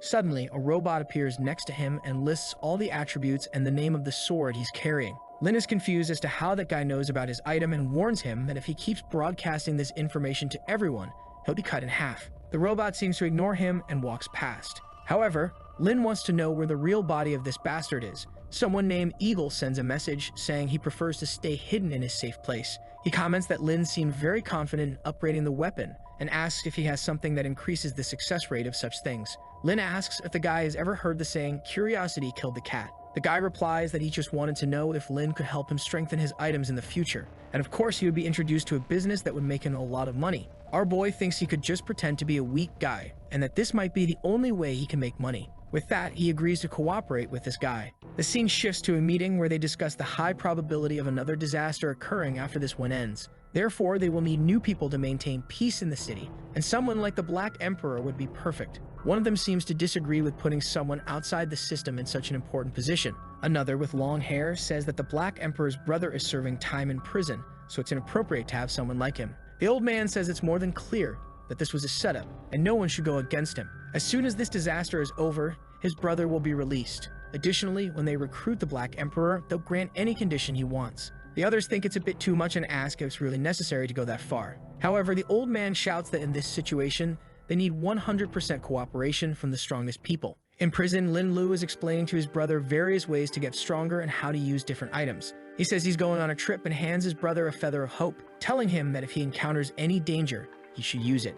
His brother tells him not to worry so much and to resolve the problems he's facing. In the prison, the others are observing, realizing that his brother is the Black Emperor. Outside, he knows that another part of China is about to collapse, and that's where he needs to go if he wants to get stronger. He then asks the Lord of Desires to find the quickest path to the place he wants to reach. Apparently, it's a place called Bright Media, and he asks for the information to be sent to him. In an office, a girl tells the boss that the situation outside has calmed down and that she's brought new candidates. However, Lin grabs the folder from her hand, saying that it's not very important. He says he trusts any choice she makes, and she simply thanks him. Lin, on the other hand, is outside, and this is where the company's interest lies. He then asks the Lord of Desires to make sure no one recognizes him as the Black Emperor. Immediately, he enters. The same girl introduces herself and asks if he is Lin Lu. He says yes, and she immediately calls him, saying the boss is waiting. With that, our boy enters the lion's den. The boss looks at his resume and says he fits the company well and asks if he really wants to join. Enthusiastically, our boy says yes, it would be great to be part of it. The boss says it's good to hear that and tells him he just needs to go through the initial training. The scene shifts to outside the building, where everyone is talking about traveling abroad. A man with green hair says he will form the teams, and he is the supervisor of all this. His name is Mr. Gu, and everyone thanks him for the help, but he simply tells them to get on the bus first. Inside, a guy in a blue shirt says he heard strange news about the city of Mianjiang. However, another says that guy is very reliable, so nothing bad must be happening there. Mr. Gu tells them to stop complaining because many people want to join this company. Meanwhile, our boy is just following the quickest path to get to that city. They pick up the rest of the group that will be taken along. Even the local boss is laughing with everyone. The people seem excited, and the boss says there are 2 hours left before the flight takes off. However, they think everything looks a bit rundown. They ask why they can't go in a better car to the airport because this one won't even make it there. But the boss just slaps them and tells everyone to get in and shut up, warning that those who don't follow the rules won't get anywhere. With that, a guy activates an ability and runs off, saying this doesn't make any sense. The guy with the golden chain says not to kill the man because he has talent. He activates his ability called Judgment Pen. He writes something in the sky that says the man can't move. Instantly, the poor guy is paralyzed. The boss praises him, saying he really has an incredible talent. The man replies that he does everything for the boss and the girls they've been training. In the background, Lin is just observing all this mess. With that, the boss tells everyone to hurry up. Our boy is excited, saying it's really cool to meet an S rank right when he arrives. He sees that the guy stayed outside and has a wicked idea. He's going to wait until this guy is at the maximum distance for his summons to kill him with Kaguya and the Emperor. As soon as no one can see, he summons them. In an instant, the poor guy is finished. The Emperor delivers a blow to the back of his neck. From the bus, Lin calmly activates his theft ability. He acquires the ability of Audit. When he's about to receive an unavoidable attack, the blow is slowed down. He knows that even though it has a 12-hour cooldown, it's still a good counterattack ability. Going to another city to steal new abilities is going to be paradise. Not to mention, in other places, no one knows the Black Emperor. The Transcendent will probably be enough in these weaker places. Up ahead, the guys are talking about killing the armed men and escaping from that place.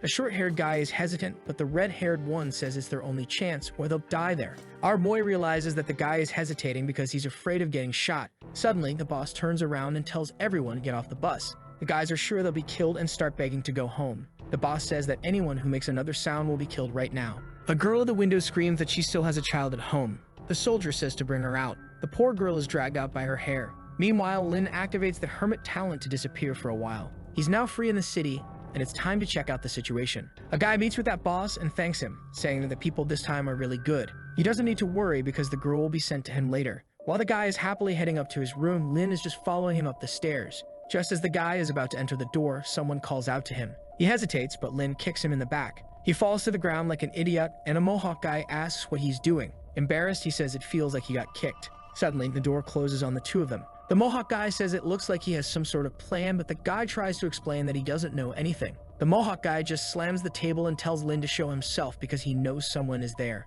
Lin starts to appear, saying the guy is too calm. The boss recognizes him and asks why he isn't with the other prisoners. Our boy just laughs, saying he's found one of the worst cliché gangs. But the boss warns that Lin will disappear from the territory now or he'll be killed. Lin asks if the guy really believes he can kill him like that. Just then, the other boss jumps toward Lin, saying he deserves to die. But the Transcendent shows up and stops his punch, delivering one to his stomach, and the fat guy is done. He's thrown into the wall, breaking the entire room. Scared, the guy asks what level Lin's talent is, but says he's an idiot because he's not faster than a bullet. Some bullets are fired, but Lin easily defends with his armor. The guy slumps in his chair and asks what Lin wants. Our boy simply says that from now on, he's the boss of this place. Hesitant, the guy asks if he really wants to be the king of Mayanbei City, while wondering why no one is coming to the room despite all the shooting. Lin sips his tea and says the guy should already understand the situation he's in. The guy says he doesn't exactly get it and asks who's backing Lin, certain that he's some kind of thug from another gang. Lin just warns that if he keeps being a nuisance, he'll be beaten to death and snaps his fingers, calling for the Transcendent. The guy shows up and delivers a blow to his chin. Even when grabbed by the collar, the guy says he won't get away with this. Lin then orders the Transcendent to help the guy understand what's happening. The guy takes a kick to the chest, and with his hands in his pockets, Lin approaches and asks if he really wants to continue. Now trembling, the guy says he finally understands everything and promises to do whatever Lin wants. Lin immediately asks how many S-rank summoners are under this guy's command. He says 2, but one of them was transferred, so only 1 is in this place. Our boy isn't stupid and tells him to get that person there now. In the corridors, the guy receives a notification about something terrifying arriving in China. The guy's talent is the irrational narrator, which allows him to escape any danger. He's sure something happened to Boss Ming, but the system tells him to stop being an idiot because if he opens that door, he'll definitely die. He decides to turn around, telling the boss he'll come back to save him later. But at that moment, the system tells him to start running or he won't make it out. Before he can do anything, Kaguya and the Emperor are summoned in front of him. The system keeps saying that the two are dozens of times stronger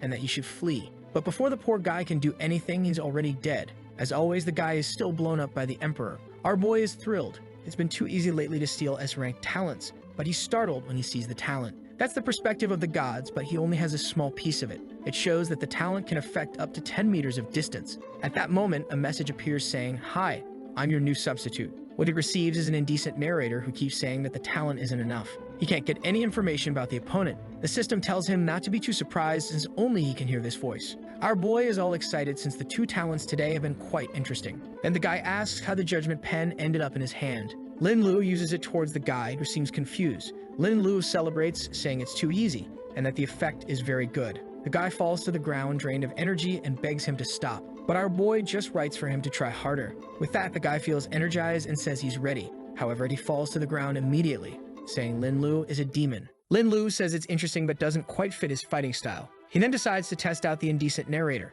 He quickly discovers that Chief Ming has over 90 million in currency, along with 200 people who are extremely well armed, and he subjugated more than 672 people to perform various illegal acts. Lin Lu gets excited. Obtaining key information with that talent is very easy. He asks the guy how he has over 90 billion when they look like a bunch of poor people. At the same time, he stops the guy, telling him to answer quickly. The guy clings to his leg, trying to explain that even though they make a lot of profit, it's very expensive to maintain all of this. Not to mention, selling to a bunch of immigrants means he has to pay a tax in this place. Lin Lu gets angry that the guy is deceiving his own people to sell to others, and that this city seems to be a sin from start to finish. He says he won't kill the guy, but he'll have to do a little job for him.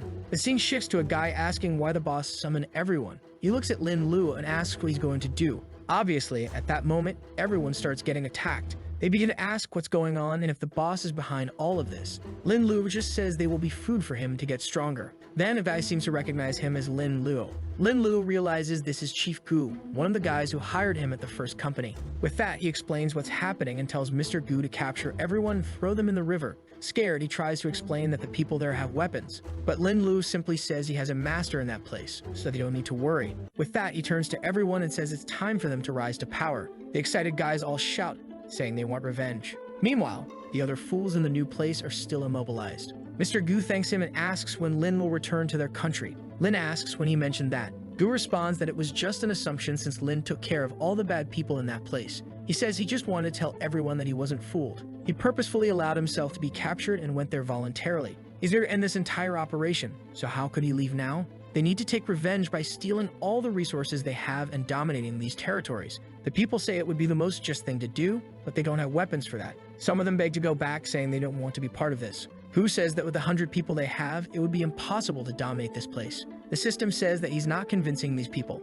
However, an unexpected guest is about to arrive. He should show his true power, and then they will agree to work for him. With that, he tells everyone that he will show them whether it's possible to dominate this place or not. In the next scene, we see a car driving through some mountains. The guys seem to have information on the Black Emperor and are tracking him. But right at that moment, our boy lands on the car's hood, asking if they're looking for him. The guys ask what he's doing. Without answering, Lin draws his blade and unleashes an explosive slash. The attack hits the car directly. The system tells him he killed the guys so quickly that he should give a villain a smile. But suddenly, a little pig comes up behind him, and the system warns him to be careful. Lin easily dodges. The system says it's impossible to hit the boy with such an incredible talent like that. The pig finds it strange and wonders how this kid dodged him. The system keeps sending a bunch of messages about summoning the Emperor Lord or perhaps finding the identity of the other person with the Lord of Desires. Or the best option might be to take a look at the pig's belly because the guy's master is right there. Lin is confused by this. He was paying attention to what was happening. He was about to tell this damn system to shut up, but it turns out it's not so useless after all. He turns to the pig and tells him to come out because he knows he's hiding. The guy appears from inside the pig, wondering how the hell Lin knew he existed. The system then says that this person is the second most trusted by Chief Ming. Our boy smiles since he really needed a lot of information about this place. He pretends to be one of the guys from their team and says he's here to help the guy. The guy finds it strange since he received a message to stay on guard there. However, Lin tells him the secret code that only the leaders should know. The guy then decides to believe him and asks how many people were sent. Our boy says that a small place like this only needs him. Sometime later, he meets back with a group who think it's amazing that he solved it so quickly. He then introduces the guy named Fan Jishing and announces that he's here to help everyone dominate the city of Yimianbei. The guy says he's also from the chief's hometown.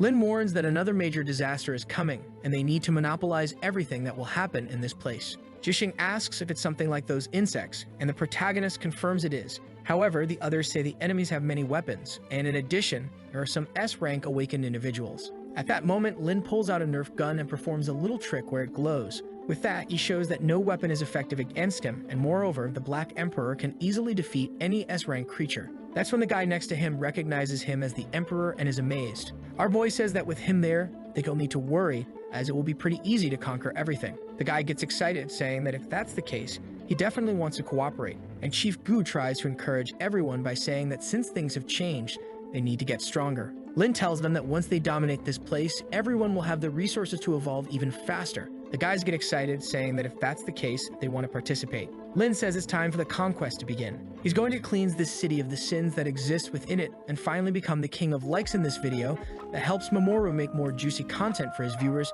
activate the cheeky little bell, and I'm out.